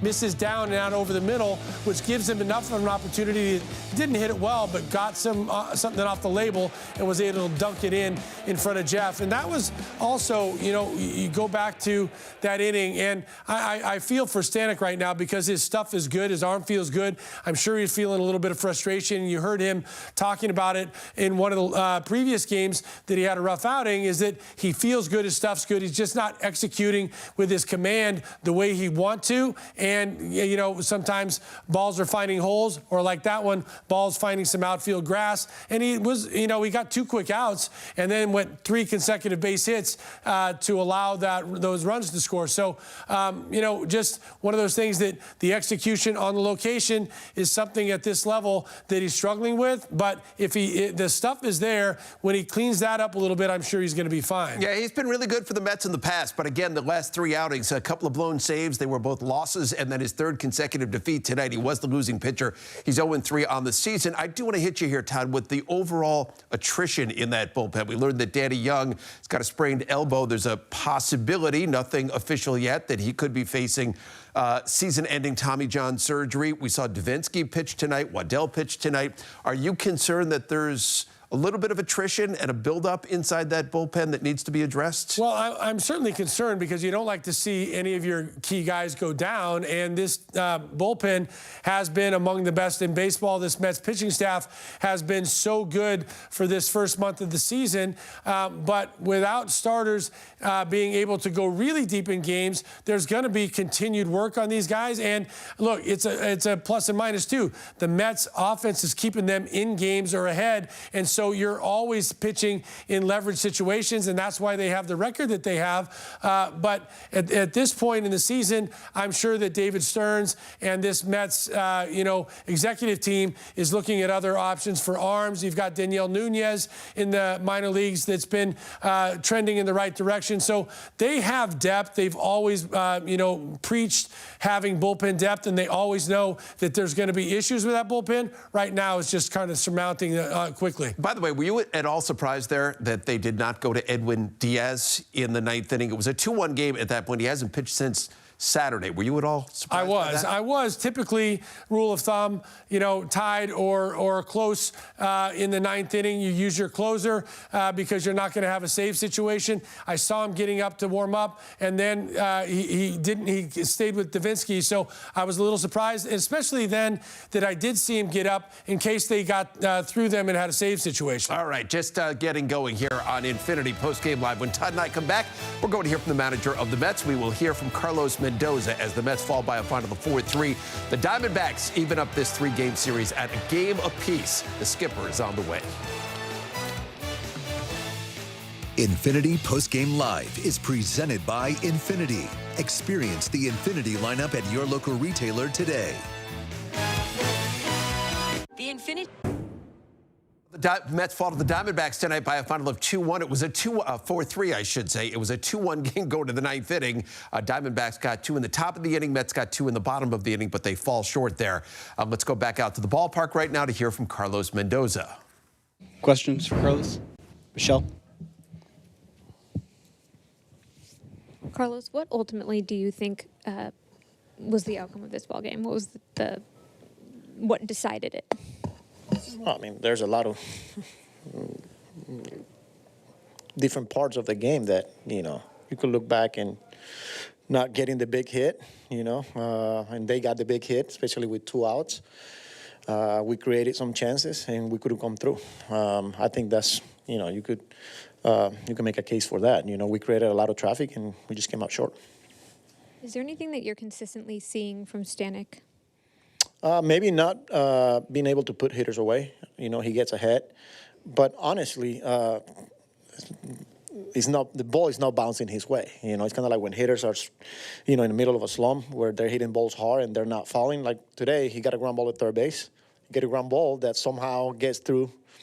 Broken bat, he's a double, soft single. Like stuff locked right now. So stuff is good. And like I said, he just got to continue to fight through it. Tony, were you surprised they didn't overturn that Winker ball? It looked like it hit his foot pretty clearly. Well, yeah, I mean, it's tough to tell, especially from our angle. But at least they got together. And, I don't know. I got to go back and see if he hit him or not. But, yeah, it's not reviewable. So. What did you think about the job Waddell did? Unbelievable. For him to go back out for the 7th and, still is a 1-0 ball game there. Mixed his pitches, kept them off balance, in and off to miss barrels, up and in, change-ups down and away. I thought he was really, really good. Peter? Just what's going on with Danny Young? Yeah, so he was he's been dealing with forearm for a few weeks now, and we've been trying to monitor him and things like that, but lately he was having a hard time recovering. We did an imaging this morning, and it showed the sprained ligament. So he's got a sprain there, and we got doctors taking a look at him and see what we got. Tim, how bad of a sprain is that? It's an injury there, so we got to see what we're dealing with. Is Tommy John being discussed? He's on the table, yes. Manny? Just back to the game. I noticed a couple of runners were kind of teasing Corbin Burns, for lack of a better term. Is that something you guys saw in the scouting report from him about teasing him in what way? Like Jeff McNeil was on first once, and he kept yeah, no. And then Soto kind of forced him to yeah, maybe, so some of the things that Antoine, as a first base coach, is talking to the base runners, and maybe it's that momentum lead and, but nothing, he was just trying to get a jump there, so. Dan, on the left. I know we asked you about Soto before the game. Any sense that he's pressing or doing anything differently than when he normally does? Not really. I mean, 113 off the bat, first at bat, then he goes the other way. Not really. I haven't seen any indications of him getting frustrated or very good at batting the ninth. So I feel like he's in a good place. Andy? With a lefty in the bullpen, like would you use Budo maybe if you had like a lefty matchup spot because of the changeup, or how would you navigate that? Like moving forward, you're talking about in today's moving specific? forward. Sorry, not a game. Yeah, we got some righties there that they can get lefties out. Whether it's the Budo, Brasov, and Rick Garrett for sure. Kranik's been doing a really good job. So we feel good with our options. So now we got to decide, what's the next move here. But we feel good with our righties' ability to get left-handed hitters out. Tony? Anybody else? All right, thank you, Carlos. So that is the manager of the Mets, Carlos Mendoza, confirming that Tommy John surgery is at least on the table when it comes to Danny Young. He's been dealing with a bit of forearm soreness in recent days. Looked really good in his last outing, but that is not great news. So we'll see what transpires there. He was also asked about Juan Soto, if he's sensing a little bit of frustration. He said no. What do you think? He's not the regular Juan Soto. He's not the cocky, shuffling, sort of vibrant Juan Soto that we've gotten used to seeing as an opposing player over the last 5 or 6 years. And so it feels to me like he's feeling it a little bit, and he's got a bit of weight on his shoulders. But it's not really, showing up in all of his at-bats. He's taking some good swings. He's hitting some balls hard, and he's not really getting a lot to show for it right now. But I think after this kind of ground out right here, it took him a long time to walk back to the dugout. That right there, you saw him slug his shoulders a little bit, the ball not getting onto the barrel. And so he's just a little off. I think he's closer now than he was in the previous couple of weeks.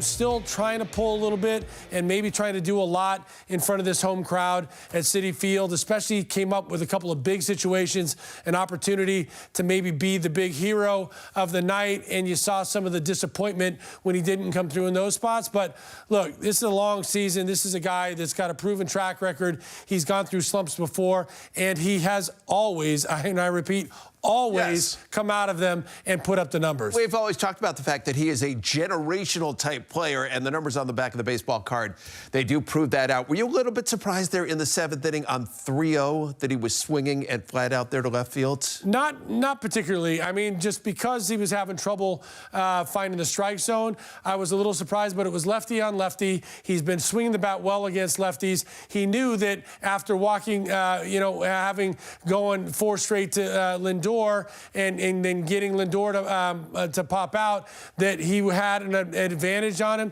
Figured he'd try to come in there, and it was a ball that he just missed. That's why you saw him slump his shoulders, not because he did it with 3-0, but because he got a good one to hit 3-0 and just didn't get the result that he was looking for. More to get to here on Infinity Postgame Live. When we come back, we are going to hear from Brandon Waddell. It was all set up for a great story tonight. He went 4 1/3, 3 hits, no runs. Doesn't figure in the decision in his first big league game since back in 2021. We'll hear from him on the other side of a break.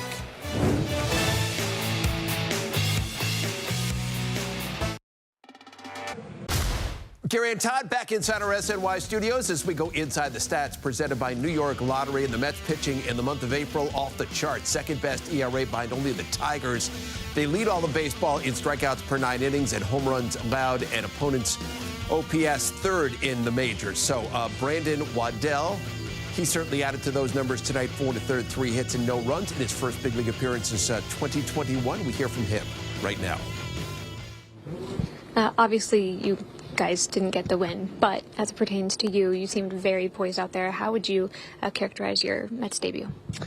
Just try to do my job, do what I can control to try and help the team win and put our team in a situation to win. So really it comes down to just attacking hitters, trying to be efficient and get early outs.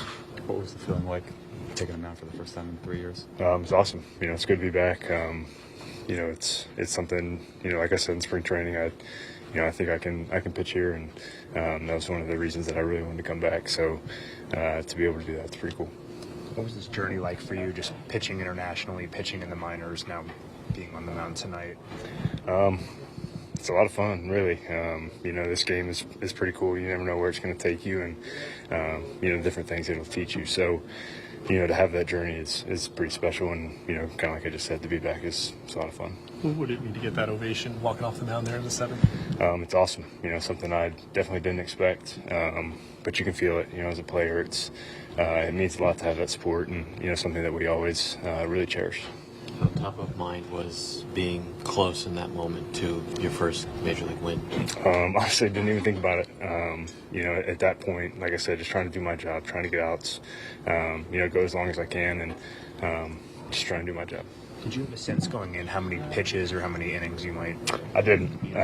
You know, I built up to about 85 pitches or so I knew it would kind of be in that realm. You know, it's a full starting load, so I was kind of just ready for whatever.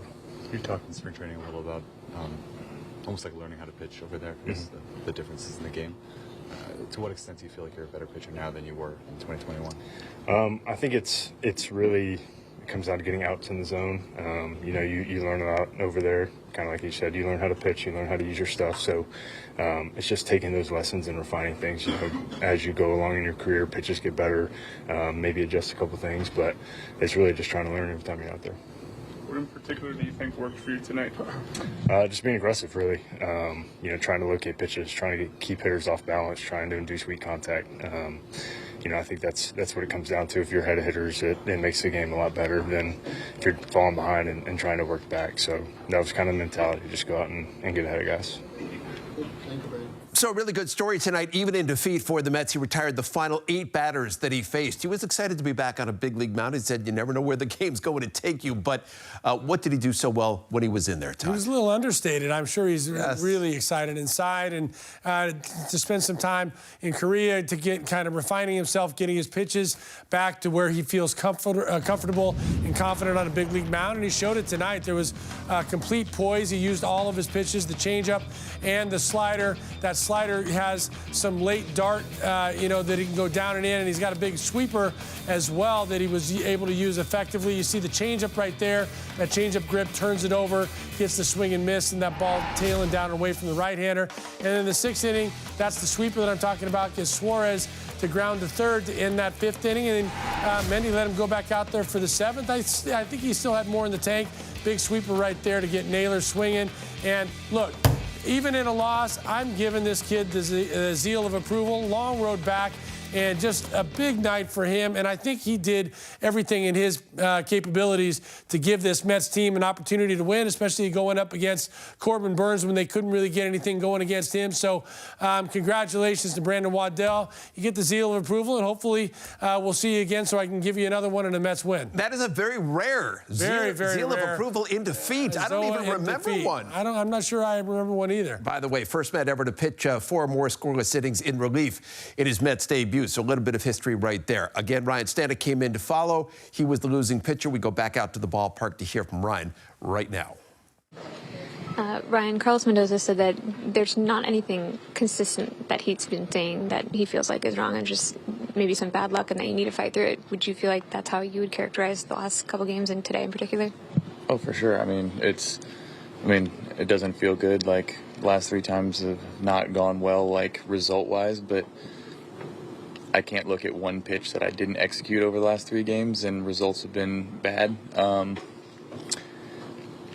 Expected numbers, like on most of these balls I'm getting hits on, are pretty good in my favor. And I mean, I gave up 3 hits today, and the hardest one might have been 80. So like, you just kind of look at it and go, all I can do is beat the hitter, and they couldn't have thrown the ball in a better spot. And such is life. Like, it sucks. It doesn't feel good. Like, nobody's gonna feel bad for me. So the job is to go execute, and then hopefully the next time they hit the balls at people instead.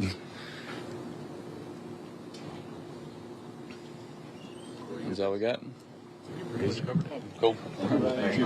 We know he's got good stuff, and as he said, he wasn't hit all that hard tonight. Mets are going to need him in that bullpen, especially with some of the injuries they're facing right now. Todd and I, we've got more to come here. Infinity Postgame Live. Final game of the series coming up tomorrow afternoon out at Citi Field. Kodai Senga is going to be on the mound for the Mets, looking to wrap up another series victory. Mets 0 for 10. Runners in scoring position tonight. They lose at 4-3. Back in a jiff. Infinity Postgame Live is presented by Infinity. Experience the Infinity lineup at your local retailer today. I'm John Alba. Coming up on Honda Sports Tonight, we'll have much more reaction from Citi Field and the latest Jets roster moves. Plus, we're talking Knicks as they prepare for Game 6 against the Pistons. We'll see you right after Mets postgame. All right, John, look forward to that coming up just a little bit. As we talked about outside of the broadcast, Danny Young has been put on the injury list with what is being described as a sprained elbow. The manager, Carlos Mendoza, said a short time ago Tommy John surgery is on the table. Let's go back out to the ballpark right now to hear from Danny. Danny, take us through the process of how we got to this point. Yeah, just the past few weeks really haven't bounced back the way I usually do. So just, treating it every day, and I just eventually decided to just kind of take a peek, see what was going on, and I just revealed like an elbow sprain is what they're telling me, and yeah, just kind of day to day. Mindy told us that surgery is potentially on the table. I mean, how likely is that in your eyes? I don't know. We're getting opinions, second opinions, and I really don't know much. This was earlier today, obviously. How bad of a sprain is it, according to what they've told you? I really don't know much. It's just kind of, I usually bounce back fine. Just something that was kind of abnormal for me, and we're just kind of sitting around, kind of see what we get back from other doctors. As you sit here, obviously, like you said, you don't know much, but what is your concern level, your worry level? Like, where's your mind at? You never really want to assume the worst. I mean, it's in the back of your mind, but, like I said, it's real early.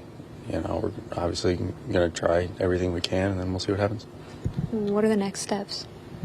Just get those second opinions, and then talk to the doctors and talk to the training staff and see what happens. Is it just a recovery thing, or are you feeling it when you throw? It's just not bouncing back the way I usually do. You and Minter, obviously, enter the season as the two lefties in the bullpen. How much does this just kind of suck? That's about as bad timing as you can get, huh? It's unfortunate, Obviously, Mint, he was a big piece for us, and then Mint goes down, and then I obviously want to pick up that slack, and this is the situation we're in now. It is a shame. He has, as you and I were sitting and speaking, he's been pretty good in recent days, and so that is a bit of a blow, and we wish him all the best. So, final game of the series coming up out at Citi Field tomorrow afternoon. It's going to be Kodai Senga on the mound for the Mets. Didn't figure in the decision last time out against the Nationals. 6 innings, 6 hits, couple of runs, 5 punch-outs in that game. 96 pitches, going to be opposed by Zach Gallen of the Diamondbacks. Gallen, we get a check of your Infinity heads up right now. Kodai Senga, that .26 ERA, second best in the National League. Zach Gallen does not get a lot of ground balls. He's a fly ball pitcher. And Mark Vientos hits the home run tonight. Last 11 games, look at the OPS, 10-28. He's got 4 home runs on the year now. So Todd and I are going to be back along with you. Our pregame coverage tomorrow afternoon getting underway, 12:30 right here on SNY. That's it for Todd Zeal. I'm Gary Apple. Thanks for joining us. Coming up following a break, it's Honda Sports Night. And again, we'll see you back here tomorrow. So long.